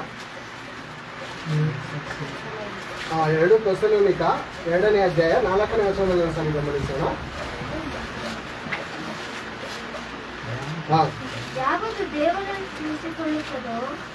ಯಾವುದು ದೇವರೆನಿಸಿಕೊಳ್ಳುತ್ತದೋ, ಹೊಂದುತ್ತದೋ ಯಾವುದು ಪೂಜೆ ಹೊಂದುತ್ತದೋ ಅದನ್ನೆಲ್ಲ ನಾಶನಕ್ಕೆ ಅಧೀನನಾದ ಆ ಪುರುಷನು ಎದುರಿಸಿ ಅದಕ್ಕಿಂತ ಮೇಲಾಗಿ ತನ್ನನ್ನು ತಾನೇ ಹೆಚ್ಚಿಸಿಕೊಂಡು ತಾನು ದೇವರೆಂದು ಹೇಳಿಕೊಂಡು ದೇವರ ಗರ್ಭಗುಡಿಯಲ್ಲೇ ಕೂತುಕೊಳ್ಳುತ್ತಾನೆ. ಯಾರು ಗರ್ಭಗುಡಿಲಿ? ನಾವ್ ಯಾರ ಗರ್ಭಗುಡಿ? ದೇವರ ಗರ್ಭಗುಡಿಯಲ್ಲಿ ಒಳಗಡೆ ಕೂತ್ಕೊಂಡು ಏನಂತ ದೇವರೆಂದು ಹೇಳಿಕೊಂಡು ದೇವರ ಗರ್ಭಗುಡಿಯಲ್ಲಿ ಕೂತುಕೊಳ್ಳುತ್ತಾನೆ. ಏಸಾವನು ಆಹಾರವೇ ದೇವರೆಂದುಕೊಂಡನು, ಸಂಸೋನನು ದಲೀಲಳೆ ದೇವರೆಂದುಕೊಂಡನು, ಇಸ್ಕರಿಯೋತ ಹಣವೇ ದೇವರೆಂದುಕೊಂಡನು. ಇವಾಗ ಏನ್ ಅನ್ಕೊಂಡು ಹೊರಗಡೆ ಕೂತಿದ್ದಾನೆ ಗೊತ್ತಾ? ನಾವೇನ್ ಅನ್ಕೋತೀವಿ? ದೇವರಿಗಿಂತ ಹೆಚ್ಚಾಗಿ ಏನಾದ್ರು ಪ್ರೀತಿಸಿದ್ರೆ ಅದೇನಾಗುತ್ತೆ ಗೊತ್ತಾ? ಎರಡನೇ ಯಜಮಾನನಿಗೆ ಸಮಾನ ಅಲ್ವಾ? ದೇವರಿಗಿಂತ ನಾವೇನಾದ್ರೂ ಹೆಚ್ಚಾಗಿ ಪ್ರೀತಿಸಿದ್ರೆ ಏನಕ್ಕೆ ಸಮಾನ? ಅದು ಎರಡನೇ ಯಜಮಾನನಿಗೆ ಸಮಾನ. ಈಗ ನಮ್ಮ ದೇಹ ಎಂಬುವಂತ ದೇವರ ಗರ್ಭಗುಡಿಯಲ್ಲಿ ಯಾರನ್ನು ಪೂಜಿಸ್ತಾ ಇದೀವಂತೆ ನಾವು? ವಾಕ್ಯದ ಪ್ರಕಾರ ನೋಡ್ಕೊಂಡು, ಒಂದು ಆಹಾರ, ಒಂದು ಹೆಣ್ಣು, ಒಂದು ಹಣ. ಅದೇ ರೀತಿ ನೋಡಿದ್ದೇವೆ. ಓದೋಣ ಇನ್ನೊಂದ್ಸರಿ. ಯಾವುದು ಪೂಜೆ ಹೊಂದುತ್ತದೋ ಅದನ್ನೆಲ್ಲ ನಾಶನಕ್ಕೆ ಅಧೀನನಾದ ಆ ಪುರುಷನು ಎದುರಿಸಿ ಅದಕ್ಕಿಂತ ಮೇಲಾಗಿ ತನ್ನನ್ನು ತಾನೇ ಹೆಚ್ಚಿಸಿಕೊಂಡು ತಾನು ದೇವರೆಂದು ಹೇಳಿಕೊಂಡು ದೇವರ ಗರ್ಭಗುಡಿಯಲ್ಲೇ ಕೂತುಕೊಳ್ಳುತ್ತಾನೆ. ಈ ಕೂತಿದಾನ ಇಲ್ವಾ ಬೇರೆ? ಆತನು ಇದ್ದಾನೆ. ವೈಟ್ ನಡೀತಾ ಇದೆ ಬೇರೆ ನಮ್ಮ ಹೃದಯದಲ್ಲಿ ಪ್ರತಿ ಕ್ಷಣ ಹೋರಾಟ, ನಾನ್ ಸ್ಟಾಪ್. ಪ್ರತಿದಿನ ನಾವು ನಿದ್ರೆ ಮಾಡೋದು, ಸಹಿತ ನಿದ್ರೆ ಮಾಡೋ. ಅವನು 24 ಎಂತ ಡ್ಯೂಟಿಗಾರ ಗೊತ್ತ? ಅವನು ಎಂತ ಸೆಕ್ಯೂರಿಟಿ ಕೆಲಸ ಮಾಡ್ತಾ ಇದ್ದಾನಂದ್ರೆ ಅವನು ನಿಜವಾಗ್ಲು ಅವಾರ್ಡ್ ಅವನು ಕೊಡ್ಬೇಕು ಬೇರೆ. ಎಂತ ಕೆಲಸ ಮಾಡ್ತಾ ಇದ್ದಾನಂದ್ರೆ ಅವನು ನಿದ್ರಿಸುವುದಿಲ್ಲ. ಯಾರನ್ನ ಕಾಯೋದಕ್ಕೆ? ದೇವರು ಇಸ್ರಾಯೇಲ್ ಮಾತ್ರವಲ್ಲ, ಈ ದಿನಮಾನಗಳಲ್ಲಿ ಪ್ರತಿಯೊಬ್ಬ ಭೂನಿವಾಸಿಗಳಲ್ಲಿ ಕ್ರೈಸ್ತರನ್ನು ಕಾಪಾಡುವವನು ತೂಕಡಿಸುವುದಿಲ್ಲ, ನಿದ್ರಿಸುವುದಿಲ್ಲ. ಮತ್ತೆ ಆತನು ಗರ್ಜಿಸುವ ಸಿಂಹೋಪೋಪಾದಿಯಲ್ಲಿ ಯಾರನ್ನು ನುಂಗಲಿ ಅಂತ 24 ಡ್ಯೂಟಿ ಮಾಡ್ತಾ ಇದ್ದಾನೆ. ನಿದ್ರಿಸಲು ಆತನು ನಿದ್ದೆ ಇಲ್ಲ. ಅವನಿಗೆ ಆಹಾರ ಯಾರು ಗೊತ್ತಾ?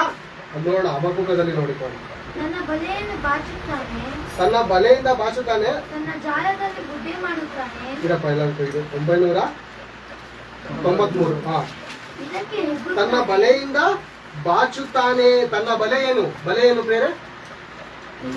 ಅಲ್ಲಿ ಏನ್ ನೋಡಿದ್ರು ನಾವು? ರೋಮ ಬರೆದ ಪತ್ರಿಕೆ 11ನೇ ಅಧ್ಯಾಯ 9ನೇ ವಚನದಲ್ಲಿ ಏನ್ ನೋಡ್ದು? ಬಲೆ ನೋಡ್ದು. ಆಮೇಲೆ ಏನ್ ನೋಡ್ದು? ಉರ್ಲು, ಬೋನು, ಬಲೆ. ಓಕೆನಾ? ಯಾವ ಬಲೆ ಇಕ್ಕಿದ್ದಾನೆ ಇವನು? ಆಹಾರ ಎಂಬುವಂತ ಬಲೆ ಅಲ್ವಾ? ಏನ್ ಪೇತ್ರನ್ನು ಇವರೆಲ್ಲ ಎಂತಕ್ಕೆ ಹೋಗ್ತಾ ಇದ್ರು? ಆಹಾರವನ್ನು ಸಂಪಾದನೆ ಮಾಡಕ್ಕೆ ಏನಾಗ್ತಾ ಇದ್ರು? ಬಲೆ. ಈಗ ನಮ್ಮನ್ನ ಆಹಾರದ ಮೂಲಕ ಬಲೆ ಆಗ್ತಾ ಇದ್ದೇನೆ ಅಲ್ವಾ? ಹೆಣ್ಣಿನ ಮೂಲಕ ಬಲೆ ಆಗ್ತಾ ಇದ್ದೇನೆ. ಯಾವ ಹುಡುಗಿ ಇಷ್ಟ ನಿಮ್ಗೆ? ಐಶ್ವರ್ಯ ರಾಯ್ ತರ ಇರೋ ತರ ಹುಡುಗಿನೇ ಬೇಕಾ? ನಾನ್ ಕೊಡಿಸ್ತೀನಿ, ನಾನಿದ್ದೀನಿ, ನಿಮ್ಮಪ್ಪ ನಾನು ಸಾಹುಕಾರ ಕೊಡೋ, ಇಡೀ ಪ್ರಪಂಚನೇ ನಂದು. ಎಷ್ಟು ಬೇಕೋ ಅವಳಿಗೆ ವರದಕ್ಷಿಣೆ ಕೊಟ್ಟು ನಾನ್ ಕರ್ಕೊಬೋತೀನಿ. ನಿನ್ ಇಷ್ಟನಾ? ನಿನ್ಗೆ ಇಷ್ಟನಾ? ನಾನ್ ತಂದ್ಕೊಡ್ತೀನಿ. ಏನ್ ಪ್ರೇಮ ಸೈತಾನ್ ಮಾಡಲ್ವಾ? ನೀನ್ ಇಷ್ಟಪಟ್ಟು ಕೊಡಿಸ್ತಾನ ಅವನು. ಯಾಕೆ ಗೊತ್ತಾ? ನೀನಂದ್ರೆ ಅವ್ನಿಗೆ ಇಷ್ಟ. ಯಾರಿಷ್ಟ? ನಮ್ ಕಂಡ ಪಂಚ ಪ್ರಾಣ ಅವನಿಗೆ ಬೇರೆ. ನಾವು ಅಷ್ಟೊಂದು ಪ್ರೀತಿಸಲ್ಲ, ನಮ್ಗಿಂತ ಹೆಚ್ಚಾಗಿ ಅವ್ನು ಪ್ರೀತಿಸ್ತಾನ ನಮ್ಮನ್ನ. ಯಾಕೆ ಗೊತ್ತಾ? ನಾವ್ ಯಾರು ಗೊತ್ತಾ? ದೇವ್ರ ದೃಷ್ಟಿಲಿ ಅಮೂಲ್ಯರು, ಮಾನ್ಯರಂತೆ. ಏನ್ರಿ ಮಾನ್ಯರು? ನಾವು ಸನ್ಮಾನ್ಯರು ಅಂತ ಯಾರು ಹೇಳ್ತೀವಿ. ನಾವ್ ಯಾರಂತೆ ದೇವರ ದೃಷ್ಟಿಲಿ? ಮಾನ್ಯರು. ದೇವರ ದೃಷ್ಟಿಲಿ ಮಾನ್ಯರಂದ್ರೆ ಸೈತಾನನಿಗೆ ಏನಾಗಿರ್ಬೇಕು ಇವಾಗ? ಇನ್ನೂ ಹೆಚ್ಚು. ಆತನ ನಮ್ ಕಂಡ್ರೆ ಬಹಳ ಪ್ರಾಣ ಪ್ರಿಯ, ಬಹಳ ಇಷ್ಟ. ಅದಕ್ಕೆ ನಾನು ಇಷ್ಟಪಟ್ಟಿದ್ದೆಲ್ಲ ಕೊಡ್ತಾ ಇರ್ತಾನೆ. ಅದಕ್ಕೆ ನಾನು ಅವಾಗ ನೀವು ಪ್ರಾರ್ಥನೆ ಮಾಡ್ಬೇಡಿ. ನಿಮ್ಗೇನ್ ಇಷ್ಟ? ಹೃದಯದಲ್ಲಿ ಸ್ವಲ್ಪ ಬೀಜ ಹಾಕೊಳ್ಳಿ. ಏನ್ ಬೀಜ? ಪ್ರತಿಯೊಬ್ಬನು ತನ್ನಲ್ಲಿರುವ, ಯಾರಲ್ಲಿ? ತನ್ನಲ್ಲಿರುವ ಆಶಾಪಾಶದಿಂದ ಎಳೆಯಲ್ಪಟ್ಟು ಮರಳುಗೊಂಡವನಾಗಿ ಪ್ರೇರೇಪಿಸಲ್ಪಡುತ್ತಾನೆ. ಆಮೇಲೆ ಆಸೆಯು ಬಸುರಾಗಿ ಪಾಪವನ್ನು ಇರ್ತದೆ. ಪಾಪವು ಅನೇಕ ಗರ್ಭಿಣಿ ತಂಗಿತ ನಡ್ಕೊಳ್ತಾ ಇರ್ತಾರೆ, ಇಲ್ಲಿವರೆಗೂ ಬಂದಿರ್ತದೆ. ಈಗ ಪಾಪದಿಂದ ಎಲ್ಲಿಗೆ ಕಾಣಿಸ್ತಾ ಇದೆ? ಹೊಟ್ಟೆ ಹೃದಯದಲ್ಲಿ ತುಂಬಿರುತ್ತೆ. ಹೆಣ್ಣಿಗೆ ಹೊಟ್ಟೆಯಲ್ಲಿ ಗರ್ಭಿಣಿ ಆದ್ರೆ ಮನುಷ್ಯನಿಗೆ ಎಲ್ಲಿ ಗರ್ಭಿಣಿ ಎಲ್ಲೂದಿರುತ್ತೆ ಗೊತ್ತಾ? ಎಲ್ಲೂದಿರುತ್ತೆ. ಪ್ರತಿಯೊಬ್ಬರು ತನ್ನಲ್ಲಿರೋ ಆಶಾಪಾಶ ನಾವೇನು ಗೊತ್ತೀವಿ. ನಾನು ಬಹಳ ಸಾರಿ ಅನುಮಾನ ಪಡ್ತಾ ಇರ್ತೆ, ನಮ್ಮ ಮಗ ಯಾವ್ದಾದ್ರು ನೋಡೋದು ಏನು ಕೆಟ್ಟಾಗ್ತಾನೆ, ಇಲ್ಲ ಅವನ ಮಗ ನೋಡು ಅವ್ನು ತುಂಬಾ ಚೆನ್ನಾಗಿದ್ದಾಗನು, ಸವಾಸ ಬಿದ್ದ ಹಂಗ. ಚಿಕ್ಕ ವಯಸ್ಸಲ್ಲಿ ನಮ್ಮ ತಂದೆ ನಮ್ಮ ತಾಯಿ ಇವ್ರ ಜೊತೆ ಇದ್ದಿದ್ದ ಅದು ಗೋಲಿ ಆಟ ಆಡ್ಕೊಂಡು ಆಮೇಲೆ ಇಷ್ಟು ಆಟ ಹಂಗೆ ಹೋಗಿ ಸ್ಟಾರ್ಟ್ ಆಗಿದೆ. ನಮ್ಮ ತಾಯಿ ಇರೋಪರ ಹುಡುಗರೆಲ್ಲ ಬಂದ್ವಿ ಯಾಕಪ್ಪ ನಮ್ಮ ಮಕ್ಕಳು ಅಂತ ನಮ್ಮ ತಾಯಿ ಹೋಗ್ರಪ್ಪ ಆಟ ಆಡ್ಕೊಂಡು. ನಾನು ಒಳಗಡೆ ಏನು ಅನ್ಕೋತಾ ಇದ್ದೆ ಗೊತ್ತಾ, ಅಮಾಯಕ ಅವ್ರೆಲ್ಲ ಹಾಳು ಮಾಡ್ತಾರ, ನಾನೇ ಅವ್ರನ್ನ ಹಾಳು ಮಾಡ್ತಾರ. ನಾನು ಅವ್ರು ಬೈತಾ ಇದೀಯಾ, ನಾನೆಂತ ಕ್ರಿಮಿನಲ್ ಅಂತ ನಿನ್ಗೆ ಗೊತ್ತಿಲ್ಲಮ್ಮ ಅಮಾಯಕಿ. ಹಿಂಗಿರ್ತಾ ಇದೆ, ಕಣ್ಮುಟ್ಟಿಸ್ತಾ ಇದೆ, ಗೊತ್ತಿಲ್ಲ. ಅದೇ ರೀತಿ ಸೈತಾನ್ ಏನೇನೆ ನಿನ್ನಷ್ಟು ಕ್ರಿಮಿನಲ್ ಯಾರು, ನೀನು ಇನ್ನೊಬ್ಬರಿಂದ ಹಾಳಾಗೋಗಿದ್ದ ನೀನ್ ಅನ್ಕೊಂಡಿದ್ಯಾ ಅಮ್ಮ ನೀನ್ ಅನ್ಕೊಂಡಿದ್ಯಾ ನಾನು ಅವನಿಂದ ಹಾಳಾಗೋದೀನಿ, ನನ್ನಿಂದ ಅವನು ಹಾಳಾಗೋದ. ಅದಕ್ಕೆ ದೇವರೇನು ಗೊತ್ತಾ, ಹೃದಯವು ಎಲ್ಲದಕ್ಕಿಂತ ಏನಿದೆ ಪ್ರಪಂಚದಲ್ಲಿ ಎಲ್ಲದಕ್ಕಿಂತ ವಂಶಕ. ಅದು ಗುಣವಾಗುವ ರೋಗ. ಈ ಲೋಕದಲ್ಲಿ ಎಲ್ಲಾ ರೋಗಕ್ಕೂ ಗುಣ ಇದೆ, ಔಷಧಿ ಇದೆ, ಎಲ್ಲದಕ್ಕೂ ಇದೆ ಔಷಧಿ ಇದೆ. ಇಲ್ಲಾಂದ್ರೆ ನಾಳೆ ದಿವಸ ಕಂಡಿಡಬಹುದು. ಆದರೆ ಹೃದಯ ಎಂಬುವಂತ ಈ ವಂಚನೆ ಮಾಡುವಂತ ಈ ಹೃದಯಕ್ಕೆ ಯಾವ್ದು ಔಷಧಿ ಗೊತ್ತಾ?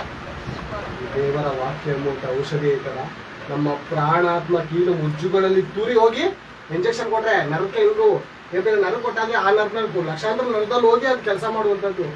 ಆ ಮಾತ್ರೆಗೆ ಅಷ್ಟೊಂದು ಶಕ್ತಿ ಇದ್ರೆ ಈ ವಾಕ್ಯವು ಏನ್ ಹೇಳಿ, ಈ ಬಾಯಿ ಕತ್ತಿ ನರನಾಡಿ ಮೂಳೆ ಮಾಂಸ ಮುಜ್ಜು ಕೀಲುಗಳಲ್ಲಿ ತೂರಿ ಹೋಗಿ ಕಾರ್ಯ ಸಾಧಿಸುತ್ತೆ. ಯಾವುದು? ಈ ಮಾತು. ಈ ಮಾತೈತಲ್ಲ ಬೇರೆ ಬಹಳ ಅಮೂಲ್ಯ, ಬಹಳ ಶ್ರೇಷ್ಠ. ಸೈತಾನನು ಮಾತ್ರ ನಿದ್ರಿಸದೆಯೂ ತೂಕಾಡಿಸಿದೆಯೂ ಪ್ರಪಂಚ ಭೋಗದ ಆಸೆಗಳಲ್ಲಿ ನಮ್ಮನ್ನು ಮುಳುಗಿಸ್ಬೇಕಂತ ಕಾಯ್ತಾ ಇರ್ತಾನೆ. ನೋಡಿಕೊಂಡ ಆ ಮಾತು. ಮಾರ್ಕನು ಬರೆದ ಸುವಾರ್ತೆ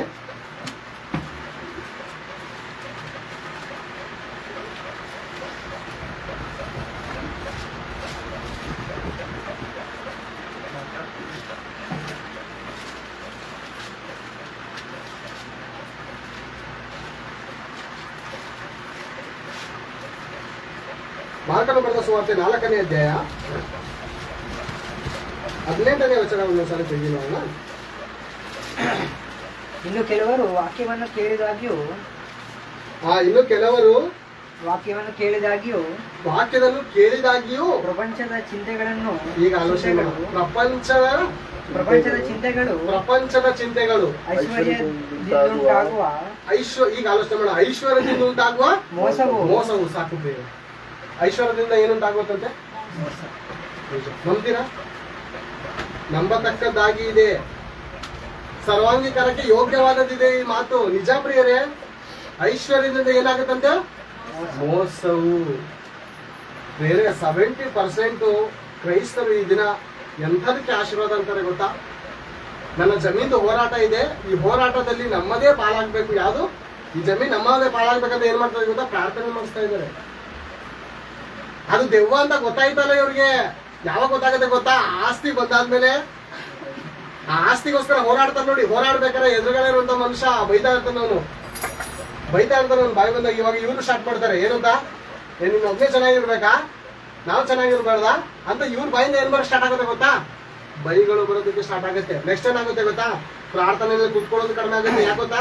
ಅಲ್ಲಿ ಮಾತಾಡಿರ್ತಾರೆ ನೋಡಿ ಮಾತು, ಅಲ್ಲಿ ಏನೋ ಮಾತಾಡಿರ್ತಾರೆ, ಕೆಟ್ಟದಾಗಿ ಶಾಪ್ ಹಾಕಿರ್ತಾರೆ. ಅವಾಗ ಏನಾಗುತ್ತೆ? ಪ್ರಾರ್ಥನೆ ಕುತ್ಕೊಂಡಿದ್ದ ತಕ್ಷಣ ದೇವರು ಸ್ಕ್ರೀನ್ ಬಟ್ಟೆ ಹಾಕ್ತಾರೆ. ವಾಕ್ಯದಲ್ಲಿ ನೋಡಿದ್ದೀರಾ ನೀವು? ಯಾವಾಗಾದ್ರೂ ಒಂದ್ಸರಿ ನೋಡಿರ್ಬೇಕು. ಅವರ ಪ್ರಾರ್ಥನೆ ಕೇಳೋದಂತೆ ಮೋಡಗಳನ್ನು ಅಡ್ಡ ಮಾಡ್ಕೊಳ್ತಾರೆ. ಮೋಡಗಳು ಇವಾಗ ಮಗ ಬರ್ತಾನೆ, ಓಡಿ ಬರ್ತಾನೆ, ಮಾರೋ ಅವಾಗಿಂದ ಮಾರೋ ನಾಷ್ಟ ಮಾಡ್ಬೋದು, ಆಟೋ ಮಾಡಿದ್ರೆ ಮಾತಾಡ್ತಾರೆ. ಎಷ್ಟು ಹೇಳಿದ್ರು ಕೇಳಲ್ಲ. ಇವಾಗ ಅಮ್ಮ ಹೋಗಿ ಅಡುಗೆ ಮನೆಯಲ್ಲಿ ಅಡುಗೆ ಮಾಡ್ತಾ ಇರ್ತೀನಿ, ಅಮ್ಮ ನಾಷ್ಟ ಖಾಲಿ ಇರ್ತೀನಿ. ತಿರ್ಗಾ ಕೇಳ್ತಾ ಇರ್ತಾನೆ, ಸ್ಕ್ರೀನ್ ಹಾಕ್ಬಿಡ್ತಾರೆ. ಹೇಳೋ ಮಾತು ಕೇಳಿಲ್ಲ ಅಂದ್ರೆ ಕೊಡಲ್ಲ. ಅವಾಗ ಏನಾಗುತ್ತೆ ನಿಮಗೆ? ನಾಚಿಕೆ ಆದಾಗ ದೇವ್ರೇನು ಮೋಡ ಏನ್ ಅಡ್ಡ ಮಾಡ್ಕೊತಾ ಇದ್ದಾರೆ? ನಿನ್ನ ಪ್ರಾರ್ಥನೆಯನ್ನು ಕೇಳೋದಿಲ್ಲ. ಯಾಕೆ? ನಾನು ಕರೆದಾಗ ನೀನು ತಿರಸ್ಕರಿಸಿದ್ದೀರಿ, ನನ್ನ ಬುದ್ಧಿವಾದವನ್ನು ತಾತ್ಸಾರ ಮಾಡಿದ್ದೀರಿ. ಈಗ ನಿನಗೆ ಏನು ಬಂದಿದೆ? ಸಂಕಟ, ಅವಮಾನ, ನಿಂದೆ, ಸೈತಾನ ಹಾಕದ ಗಾಳ ಹಾಕಿದಾಗ ಒಳ್ಳೆ ರುಚಿಕರ ಅಂತ ಹುಳ ಏನ್ ಬೇರೆ ತಿನ್ನೋದು ಸ್ವಲ್ಪ ತಿನ್ನೋರ್ಗಾದ್ರೂ ಇರ್ಬೇಕಲ್ಲ ಪ್ರೇರೆ ಅವನು ಎಂತ ಕ್ರೂರಿ ಇರ್ಬೇಕು ನೋಡಿ ಅವನು. ಇನ್ನೊಂದ್ಸರಿ ಓದೋಣ ಆ ಮಾತು. ಹಬಕ್ಕೂಕ 1:15. ಅವರನ್ನೆಲ್ಲ ತನ್ನ ಗಾಳದಿಂದ ಮೇಲೆ ಕೆಳೆಯುತ್ತಾನೆ. ತಿಂದಂಗಲೇ ಎಳಿಬೋದಲ್ಲ ಬೇರೆ, ತಿಂದಂಗಲೇ ಎಳಿಬೋದ. ಯಾರಿಗೆ ಸಂಸಾರನು 10 ವರ್ಷ 15 ವರ್ಷ ಸಂಸಾರ ಮಾಡಿ ಏನ್ ಸತ್ರೂ ಪರವಾಗಿಲ್ಲ, ಊರು ಹೋಗುವಂತೈತೆ, ಕಾಡ್ ಬಾ ಅಂತ ಐತೆ, ಮುದುಕು ಅಂತಾರಲ್ಲ ಬೇರೆ. ಇನ್ನೇನ್ರಿ ನಮ್ದು ಜೀವನದಲ್ಲಿ ಎಲ್ಲ ಮುಗಿದು ಹೋಗೋಣ, ನಾವು ಹೋಗೋಣ ಆಯ್ತು ಅನ್ನೋ ರೀತಿಲಿ ಇಲ್ಲ. ತಿನ್ನೋದಕ್ಕೂ ಬಿಡ್ಲಿಲ್ಲ, ಸುಖವಾಗಿ ನೆಮ್ಮದಿಯಾಗಿ ಅವ್ರ ಜೊತೆ ಸಂಸಾರ ಮಾಡೋದಕ್ಕೂ ಬಿಡಲಿಲ್ಲ. ಏನ್ ಮಾಡ್ತಾ ಗೊತ್ತಾ? ಅವರನ್ನೆಲ್ಲ ತನ್ನ ಗಾಳದಿಂದ ಮೇಲೆ ಕೆಳೆಯುತ್ತಾನೆ, ತನ್ನ ಬಲೆಯಿಂದ ಬಾಚುತ್ತಾನೆ, ತನ್ನ ಜಾಲದಲ್ಲಿ ಗುಡ್ಡೆ ಮಾಡುತ್ತಾನೆ, ಇದಕ್ಕೆ ಹಿಗ್ಗುತ್ತಾನೆ. ನೋಡ್ದ ದೇವ್ರೆ, ನೋಡ್ದ, ನಾನು ಏನೋ ಹೃದಯದಲ್ಲಿ ಆಲೋಚನೆ ಮಾಡ್ಕೊಂಡೆ, ನಾನು ಬಾಯಿ ಬಿಟ್ಟು ಹೇಳಿಲ್ಲ. ನಾನು ನಿನಗಿಂತಲೂ ನಾನು ಆರಾಧನೆಗೆ ಯೋಗ್ಯನಾಗ್ಬೇಕಂತ ಹೃದಯದಲ್ಲಿ ಅಂದುಕೊಂಡಿದ್ದಕ್ಕೋಸ್ಕರ ನೀನೇನ್ ಮಾಡಿದೆ? ಪರಲೋಕದಿಂದ ನಂಗೆ ದೊಡ್ಡಲ್ಲ. ಈಗ ನೋಡು ನಿನ್ನ ಮಕ್ಕಳಿಗೆ ನಾನು ಏನೇನು ಮಾಡಿಸ್ತೀನಂತ ನೀನ್ ನೋಡ್ತಾ ಇರುವಂತ ಏನ್ ಮಾಡ್ತಾ ಇದ್ದಾನೆ? ಜಾಲಕ್ಕೆ ಧೂಪ ಹಾಕುತ್ತಾನೆ, ತನ್ನ ಜಾಲಕ್ಕೆ ಧೂಪ ಹಾಕುತ್ತಾನೆ, ಅವುಗಳ ಮೂಲಕವೇ ಅವನಿಗೆ ಭೋಜನವು. ಅವನಿಗೆ ಆಹಾರ ಅಂತ ಪ್ರೇರಣೆ. ನಾವೇನ್ ಅನ್ಕೋತೀವಿ ಆಹಾರ ಅಂದ್ರೆ ಚಿಕನ್ನು, ಮಟನು, ಏನು ರೊಟ್ಟಿ. ಮನುಷ್ಯನು ರೊಟ್ಟಿ ತಿನ್ನ ಮಾತ್ರದಿಂದ ಬದುಕುದಿಲ್ಲ, ದೇವರ ವಾಕ್ಯದಿಂದ ಬದುಕುತ್ತೆ, ಅಷ್ಟು ಮಾತ್ರ ಬಂದೈತೆ. ನಾವು ಅಂತ್ಯ ಪ್ರಾರ್ಥನೆ ಮಾಡ್ತೀವಿ ಏನಂತ? ಪರಲೋಕದಲ್ಲಿರುವ ನಮ್ಮ ತಂದೆ, ನಿಮ್ಮ ನಾಮ ಪರಿಶುದ್ಧಗೊಳಿಸಲ್ಪಡಲಿ, ನಿಮ್ಮ ರಾಜ್ಯ ಬರಲಿ, ನಿಮ್ಮ ಚಿತ್ತ ಪರಲೋಕದಲ್ಲಿ ಹೋದಾರ ಭೂಲೋಕದಲ್ಲಿ ಹೋಗಲಿ. ನಮ್ಮ ಅನುದಿನದ ಆಹಾರವನ್ನು ಇವತ್ತು ದಯಪಾಲಿಸು. ಮನೇಲಿ 30 kg ಅಕ್ಕಿ ಇರುತ್ತೆ, ಮೂಟೆ ಇರುತ್ತೆ, ಅದು ಮರ್ತೋಗಿರ್ತಾನೆ. ಇನ್ನೂ ಬೇಕು ಬೇರೆ ಆಹಾರ ಕೊಡು ದೇವ್ರೆ. ಯಾಕಂದ್ರೆ ಹೊಟ್ಟೆ ಏನಾಗಿದೆ, ಇದು ಕನ್ನ ಮಾಡಿ ಕಟ್ಟೆ ಆಗ್ಬಿಟ್ಟಿದೆ. ಕೊಡು ದೇವ್ರೆ, ಕೊಡು ದೇವ್ರೆ, ಕೊಡು ದೇವ್ರೆ, ಸಾಕಾಯ್ತಲ್ಲ. ಯಾಕಂದ್ರೆ ಅದಕ್ಕೆ ಫಿಲಿಪಿಗಳ ಏನ್ ಮಾಡ್ತಾ ಇದೆ ಗೊತ್ತಾ? ಹೊಟ್ಟೆಯೇ ದೇವರು. ಈ ಹೊಟ್ಟೆ ದೇವರ ಬಗ್ಗೆ ನೋಡಿ, ಆ ಪ್ರಾರ್ಥನೆ ಏನ್ ಕರ್ಕೊಂಡು ಬರ್ತಿದ್ದಾರೆ ಯೇಸುಕ್ರಿಸ್ತರು? ಈ ವಾಕ್ಯದಿಂದ ನೀನು ಬದುಕ್ತಿಯಪ್ಪ. ಪ್ರತಿದಿನ ಈ ವಾಕ್ಯವನ್ನು ನೀನು ಓದಿದ್ರೆ ಇದು ನಮ್ಮ ದೇಹಕ್ಕೆ ಆರೋಗ್ಯ, ಎಲುಬುಗಳಿಗೆ ಬಲ. ಈ ಆಹಾರದಿಂದ ನಾವು ಬದುಕ್ತೀವಂತ ಯೇಸು ಪ್ರಭು ಅಷ್ಟು ಮಾತುಗಳು ಬರ್ಸಿದ್ರು. ಬೇರೆ ನಮ್ಮ ಆಲೋಚನೆ ಎಲ್ಲೋಗುತ್ತೆ ಗೊತ್ತಾ? ನಾವು ಕೆಳಗಡೆ ಇರೋದೇ ಆಲೋಚನೆ ಮಾಡ್ತಾ ಇರ್ತೀವಿ. ನಮ್ಮ ಕ್ರೈಸ್ತರ ಜೀವಿತ ಏನ್ ಹೇಳಿ, ಮೇಲಾದವನು ಹುಡುಕ್ರಿ ಅಂದ್ರೆ ಅದೆಲ್ಲಿದ್ದಾರೆ ಕಾಣ್ತಾ ಇಲ್ಲ. ಏನೋ ಪಕ್ಷಿಗಳು ಕಾಣ್ತಾ ಇದ್ದೆ, ಮೋಡ ಕಾಣ್ತಾ ಇದ್ರೆ, ಅವಾಗವಾಗ ಮಳೆ ಬರ್ತಾ ಇದ್ದೆ, ಅಷ್ಟೇ ಏನು ಕಾಣ್ತಾ ಇಲ್ಲ ಅಂತ ನಾವು ಮೊಬೈಲ್ ಇರ್ತೀವಿ. ದೇವ್ರೇನ್ ಹೇಳ್ತಾ ಇದಾರೆ? ಹುಡುಕು, ಖಂಡಿತ ಸಿಗುತ್ತೆ. ಕಾಣಿಸಿದಂಥದ್ದನ್ನು ಮಾತ್ರ ನೋಡಿ ನಂಬುದವನಿಗಿಂತ ನೋಡದೆ ನಂಬುವವನೇ ಧನ್ಯನು, ಶ್ರೇಷ್ಠನು. ಈಗ ಸೈತಾನನು ಇದ್ದಾನ ಇಲ್ವಾ ಪ್ರೇರೆ? ನಮ್ಗೆ ಕಾಣಿಸ್ತಾ ಇದ್ದಾನ? ಅವನು ಹೆಂಗ್ ಬಂದು ಹೊಡಿತಾನೋ, ಯಾರ ಮೂಲಕ ಹೊಡಿತಾನೋ, ಎಲ್ಲಿ ಮಲಗಿಸ್ತಾನೋ ಗೊತ್ತಾಗತ್ತ ನಮ್ಗೆ? ಖಂಡಿತ ಗೊತ್ತಾಗಲ್ಲ. ದೇವ್ರು ಕಾಣಿಸ್ತಾ ಇದ್ದಾರ? ದೇವರು ಕಾಣಿಸ್ತಾ ಇಲ್ಲ. ವಾಕ್ಯದ ಮೂಲಕ ನಮ್ಗೆ ವಾಕ್ಯ ಕೊಟ್ಟಿ, ಪವಿತ್ರಾತ್ಮನ ಮೂಲಕ ವಾಕ್ಯವನ್ನು ಕೊಟ್ಟಿ ಸೈತಾನ ಜೊತೆ ಹೋರಾಟೋದಕ್ಕೆ ನಮ್ಗೆ ಅವಾಗ ವಾಕ್ಯ ಕೊಡ್ತಾ ಇರ್ತಾರೆ. ಆಹಾರ ಏನದು? ಆಹಾರ. ಅವನು ಕೊಡುವಂತ ಕೆಟ್ಟ ಆಹಾರ ಸೇವಿಸದಂತೆ ದೇವರು ಕೊಡುವಂತ ಆಹಾರವನ್ನು ತಿಂದ್ರೆ ನೀನು ಏನ್ ಮಾಡ್ತೀಯ? ಸದಾ ಜೀವಿಸುವಿ. ನನ್ನ ಆಹಾರವನ್ನು ತಿನ್ನುವವನು ಸತ್ತರು ಬದುಕುವನು, ಬದುಕುತ್ತಾ ನನ್ನನ್ನು ನಂಬುವವನು ಎಂದಿಗೂ ಸಾಯುವುದಿಲ್ಲ. ಸತ್ತರು ಬದುಕ್ತಿಯಂತೆ. ಯೇಸು ಪ್ರಭು ಉದಾಹರಣೆ ತೋರಿಸಿದ್ದಾರೆ ಬೇರೆ, ಆತನು ತೋರಿಸಿದ್ದಾನೆ. ಬದುಕಿ ಎದ್ದಿದ್ದಾರೆ. ಸೈತಾನನಿಗೆ ಏನ ಆಹಾರ ಅಂತೆ? ನಮ್ಮ ಆತ್ಮಗಳೇ ಆತನಿಗೆ ಆಹಾರ. ಒಬ್ಬ ಪಾಪಿ ದೇವರ ಕಡೆ ತಿರುಗುವುದರಿಂದ ಸಂತೋಷ, ಉಲ್ಲಾಸ ಅಂದ್ರೆ ಏನ್ ಸಂತೋಷ. ಅನೇಕ ಕಡೆ ಪಾರ್ಟಿಗಳು ಮಾಡೋದು ನೋಡ್ತಾ ಇರ್ತೀವಿ. ಆಹಾರ ಇದ್ದೇ ಇರುತ್ತೆ. ನಾನ್ ವೆಜ್ ಮಾಡೋರಿಗೆ ನಾನ್ ವೆಜ್ ತಿನ್ನೋರಿಗೆ ಸಪ್ರೇಟ್, ವೆಜ್ ತಿನ್ನೋರಿಗೆ ಸಪ್ರೇಟ್ ಆಹಾರ ಇರುತ್ತೆ. ಸಂತೋಷ ಅಂದ್ರೆ ಬೇರೆ, ಅದೆಲ್ಲ ಇರ್ಲೇಬೇಕು, ಆಹಾರ ಇರ್ಲೇಬೇಕು. ದೇವರಿಗೆ ಇದಾಹಾರ ಆಗಿದ್ರೆ ಸೈತಾನನಿಗೆ ಏನ ಆಹಾರ? ಆತ್ಮಗಳೇ ಆತನಿಗೆ ಆಹಾರ. ಬಲೆಯಿಂದ ಎಳೆದು ಹಿಗ್ಗುತ್ತಾನಂತೆ. ದೊಡ್ಡ ದೊಡ್ಡ ಅಧಿಕಾರಿ ಅವನ ಕೈಯಲ್ಲಿದ್ದೀವಿ, ಏನ್ ಬೇರೆ ಕೋಟ್ಯಾಧೀಶ್ವರಿ ಅವನ ಕೈಯಲ್ಲಿದ್ದೀವಿ. ನಾವ್ ಯಾರೋ ಬೇರೆ, ನಾವು ನೀವು ಅವನ ಕೈ ಸಿಗೋಣ ದೊಡ್ಡ ವಿಷಯ ಅನ್ಕೊಂಡಿದ್ದೀರಾ? ನಾವ್ ಯಾವಾಗ ಹುಟ್ಟಿದವರು? ಅವನ್ ಸೈತಾನನ್ ಯಾವಾಗಿದ್ದವನು? ನಾವ್ ಯಾವಾಗ ಹುಟ್ಟಿದವ್? ಸರಿ ನೋಡೋಣ, ಯಾರು ಯೋಬನ ಗ್ರಂಥದಲ್ಲಿ ನೋಡೋಣ ಸರಿ. ಯೋಬನ ಗ್ರಂಥ 8ನೇ ಅಧ್ಯಾಯ 9ನೇ ವಚನ ಸರಿ, ವಚನದಲ್ಲಿ ನೋಡಿಕೊಳ್ಳೋಣ ಸರಿ. ಯೋಬನ ಗ್ರಂಥ 8ನೇ ಅಧ್ಯಾಯ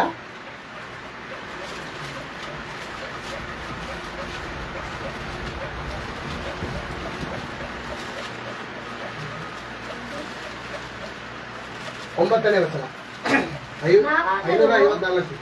ನಾವಾದ ಯಾರಾದರೂ ಇಲ್ಲಪ್ಪ ದಯಮಾಡಿ ಹಾ ದಯಮಾಡಿ ಪೂರ್ವಿಕರನ್ನು ವಿಚಾರಿಸಿ ಇರಪ್ಪ ಎಂಟರಿಂದಲೇ ಓದೋಣ.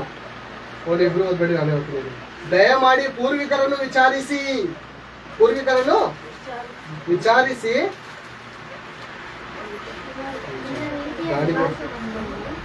ಹಾ ದಯಮಾಡಿ ಪೂರ್ವಿಕರನ್ನು ವಿಚಾರಿಸು ಅವರ ಪಿತೃಗಳು ಕಂಡುಕೊಂಡದ್ದಕ್ಕೂ ಮನಸ್ಸಿಡು. ನಾವಾದರೂ ನಿನ್ನೆ ಹುಟ್ಟಿದವರು ಯಾವ ಹುಟ್ಟಿದವಂತೆ ನಾವು ನಿನ್ನೆ ಹುಟ್ಟಿದವರು ನಮಗೂ ಏನು ತಿಳಿಯದು ಏನು ತಿಳಿಯದು. ಭೂಲೋಕದಲ್ಲಿ ನಮ್ಗೆ ಏನು ಗೊತ್ತಿಲ್ಲ ಪ್ರೇರೆ. ನಾವೇನು ಅನ್ಕೊಂಡಿದ್ದೀವಿ ಹೇಳಿ? ಎಲ್ಲ ಗೊತ್ತು ಅನ್ಕೊಂಡಿರ್ತೀವಿ. ಯಾರ ತಿಂಡಿ ಹೊಟ್ಟೆ ತುಂಬಿಸ್ಕೊಂಡ್ಬಿಟ್ರೆ ಸಾಕು ಅಂತ ಅವನು ಅನ್ಕೊಂಡಿದ್ದ. ಇವನು ಒಬ್ರು ಮದುವೆ ಆಗ್ಬಿಟ್ರೆ ಸಾಕು, ನನ್ನ ಜೀವನ ಸೆಟ್ಲ್ ಅನ್ಕೊಂಡು ಸಂಸಾರ ಅನ್ಕೊಂಡಿದ್ದ. ಈ 30 ನಾನೇ ಸಿಕ್ಬಿಟ್ರೆ ಸಾಕು ಅನ್ಕೊಂಡು ಇಸ್ಕಲ್ಲಿ ಹೇಳ್ತಾ ಇದ್ದ. ಅದಕ್ಕೆ ಏನ್ ಹೇಳ್ತೇವೆ ಹೇಳಿ? ದೇವ್ರೇನಂತ ಗೊತ್ತಾ? ನಾವು ನಿನ್ನೆ ಹುಟ್ಟಿದವರು, ನಮಗೇನು ಗೊತ್ತಿಲ್ಲ. ಈಗ ಸೈತಾನ ಯಾವಾಗ ಹುಟ್ಟಿದವನು ಅಂತ ಲೆಕ್ಕಾಗಿ. ಸೈತಾನ ಯಾವಾಗ ಹುಟ್ಟಿದನ್ ಬೇರೆ? ಪ್ರಕಟಣೆ ಗ್ರಂಥ 12ನೇ ಅಧ್ಯಾಯ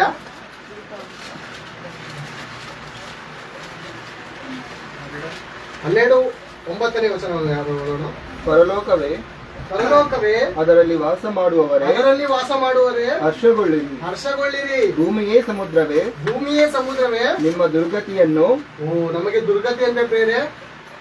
ಏನು ಹೇಳಲಿ? ಸೈತಾನನು ತನಗಿರುವ ಕಾಲವು ಸ್ವಲ್ಪವೆಂದು ತಿಳಿದು ಮಹಾರೌದ್ರವುಳ್ಳವನಾಗಿ ನಿಮ್ಮ ಕಡೆ ಇಳಿದು ಬಂದಿದ್ದಾನೆ ಎಂಬುದಾಗಿ ಹೇಳಿತು. ಆತನು ಯಾವಾಗ ಹುಟ್ಟಿದಂತೆ? ಸೈತಾನ ಯಾವಾಗಿದ್ದಾನೆ ಹೇಳಿ? ಪುರಾತನ ಘಟ ಸರ್ಪವು. ಆಯ್ತಾ ವಾಕ್ಯದಲ್ಲಿ? ಪ್ರಕಟಣೆ ಗ್ರಂಥದಲ್ಲಿ ಯಾವಾಗ ಹುಟ್ಟಿದವನು? ಪುರಾತನ ಅಂತೆ. ಅಂದ್ರೆ ನಾವು ಅವನ ಮುಂದೆ ಯಾರು? ಕುನ್ನಿತಾನೆ ಯಾರು? ಬಚ್ಚಗಳು. ನಮ್ಮಂತವ್ರನ್ನ ಎಷ್ಟು ಜನಕ್ಕೆ ಮೇಯಿಸಿದನ್ ಪ್ರೇರೆ ಅವನು. ಎಷ್ಟು ಜನಕ್ಕೆ ಮೇಯಿಸಿ ಲಾಸ್ಟಲ್ಲಿ ಬೋನಲ್ಲಿ ಹಾಕಿ ಲಾಕ್ ಮಾಡಿ ಒಳ್ಳೆ ಆಹಾರ ಮಾಡ್ಕೊಂಡು ತಿಂದಿದನೋ ಇಲ್ವೋ? ನಾವ್ ಯಾವ ಹುಟ್ಟಿದವ್ರು? ನಿನ್ನೆ ಮೊನ್ನೆ ಹುಟ್ಟಿದವರು. ನಮ್ಗೆ ಏನಿಲ್ಲ ಅಂತೆ ಗೊತ್ತಂತ? ಏನು ಗೊತ್ತಿಲ್ಲ ಅಂತ. ತಿಳಿದವ್ರು ಯಾರು? ಅವನು ತಿಳಿದವನೇ. ನಾವು ತಿಳಿದೇ ಇರೋದಿದ್ದೀವಿ. ನಾವು ಜ್ಞಾನವಂತರಾಗಬೇಕು. ದೇವರ ದೃಷ್ಟಿಲಿ ಜ್ಞಾನವಂತರಾಗಿ ಕೆಟ್ಟದ್ದನ್ನು ನಿರಾಕರಿಸುತ್ತಾ ಯೋಬನ ಹಾಗೆ ನಿರ್ದೋಷಿಯು ನಿರಪರಾಧಿಗಳಾಗಿ ಬದುಕಬೇಕಂತ ಯಾರ ಪಾದದಲ್ಲಿ ಇರ್ಬೇಕು? ಪ್ರತಿದಿನ ಮುಂಜಾನೆಯಲ್ಲಿ ಪ್ರಾರ್ಥನೆ ಮೂಲಕ, ವಾಕ್ಯ ಮೂಲಕ, ಆಹಾರದ ಮೂಲಕ ನಮ್ಮ ಜೀವಿತವನ್ನು ಸಾಗಿಸೋದಾದರೆ ನಾವು ದೇವರ ವಾಕ್ಯವನ್ನು ಸೇವಿಸಿ ತೃಪ್ತಿಯಿಂದ ಬದುಕ್ತೀವಿ. ಇಲ್ಲ ನಾವು ಸೈತಾನನಿಗೆ ಆಹಾರವಾಗಿ ಈ ಲೋಕದ ಯಾತ್ರೆಯನ್ನು ಮುಗಿಸ್ಕೊಂಡು ಹೋಗೋಣ. ಆದುದರಿಂದ ಕೇಳುವವನು ಬಹು ಜಾಗೃತಿಯಿಂದ ದೇವರ ಮಾತು ಬಹಳ ಅಮೂಲ್ಯ ಪ್ರೇರೆ. ನಮ್ಮ ಹಿಂದೆ ಮೋಸ ಹೋದವರು ಬಹು ಮಂದಿ ಕೋಟ್ಯಾಂತರ ಜನರ ಆತನ ಜೇಡ್ರ ಬಲೆಯಲ್ಲಿದ್ದಾರೆ ಪ್ರೇರೆ. ದೊಡ್ಡ ಬಂಗ್ಲೆ ಮಡಗಿರೋರು ಅವರು ಜೇಡ್ರ ಬಲೆಯಲ್ಲಿದ್ದಾರೆ. ದೊಡ್ಡ ಹೀರೋಯಿನಿನ ಮದುವೆ ಆದವರು. ಆಲೋಚನೆ ಮಾಡಿ, ನೀವು ಒಂಚೂರು ಆಲೋಚನೆ ಮಾಡಿ. ಇಲ್ಲಿ ಸ್ವಲ್ಪ ಆಲೋಚನೆ ಮಾಡಿ, ಇಲ್ಲಿ ನಿಂತ್ಕೊಳ್ಳಿ, ನಿಮ್ಮ ಆಲೋಚನೆ ನಿಲ್ಲಿಸ್ಕೊಳ್ಳಿ. ದೊಡ್ಡ ಕೋಟ್ಯಾಧೀಶರು ಯಾರ ಮನೆಯಲ್ಲಿದ್ದಾರೆ?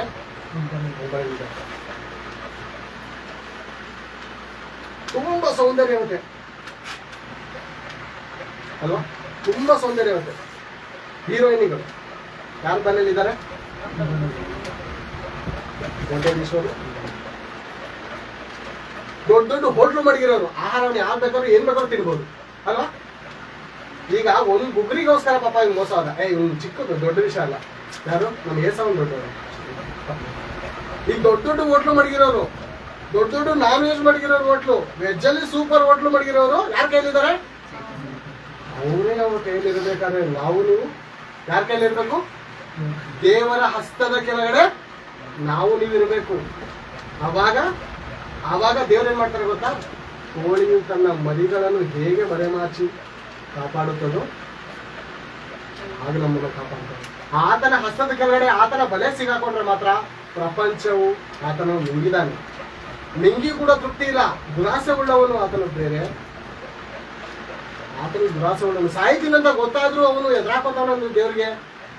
ಅವನ ಮಕ್ಕಳ ನಾವು ನಮ್ಮ ಪ್ರಾಣ ದೇವರಿಗೆ ವಿರುದ್ಧವಾಗಿ ನಿಂತ್ಕೊಂಡ್ರೆ ನಮ್ಮ ಪ್ರಾಣ ಹೋಗುತ್ತಂತ ನಮ್ಗೆ ಗೊತ್ತೇನೋ ಬೇರೆ, ಆದ್ರೂ ದೇವರ ವಿರುದ್ಧವಾಗಿ ನಾವು ತಪ್ಪು ಮಾಡ್ತಾ ಇದೀವ. ದೇವರಿಗೆ ವಿರೋಧವಾಗಿ ಮನಸ್ಸನ್ನು ಬೇರೆ ಮಾಡಿಕೊಂಡವನು, ಯೋಬನ ಗ್ರಂಥದಲ್ಲಿ ಐತೆ, ಆಲೋಚನೆ ಮಾಡಿ ಒಂದ್ಸಾರಿ.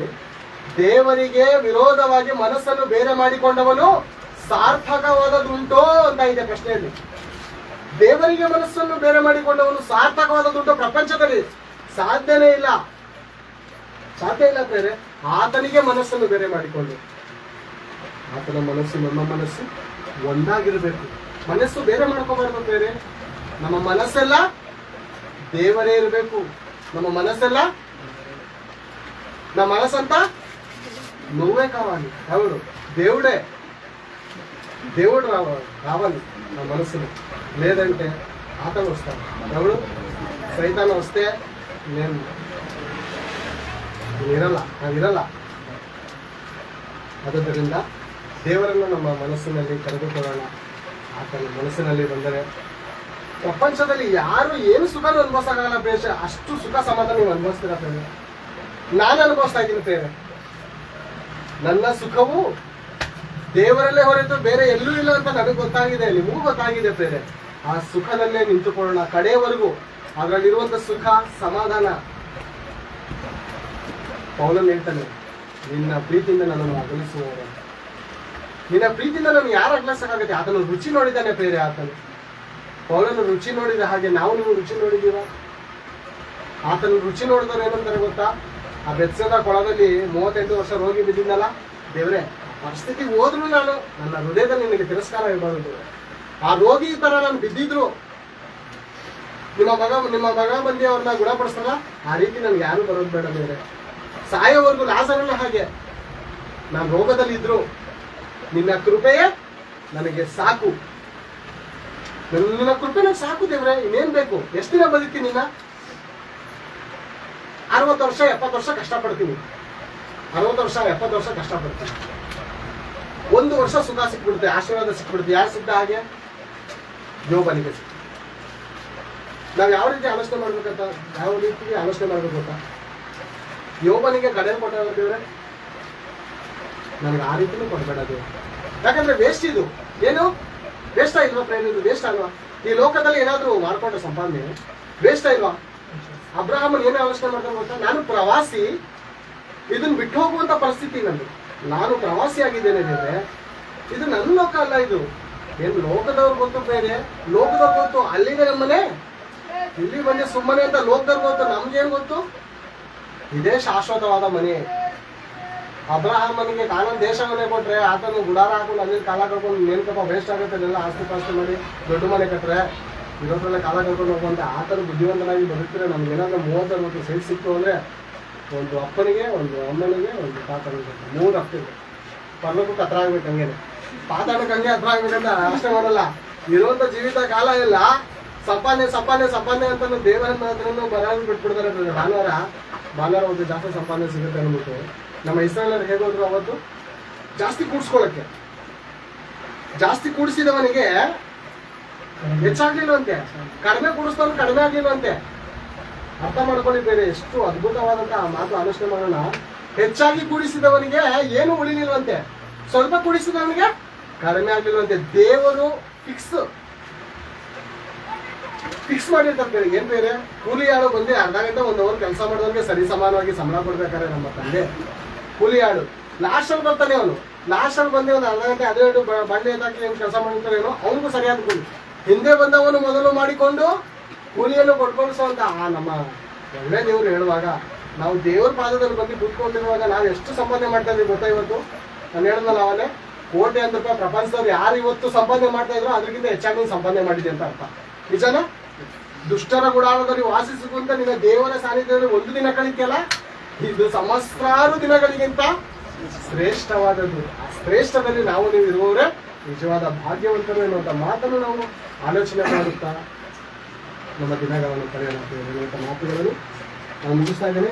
ದೇವರು ನಮ್ಮೆಲ್ಲರನ್ನು ಆಶೀರ್ವದಿಸಲಿ. ಮುಂದಿನ ಆಶೀರ್ವದಿಸಿದ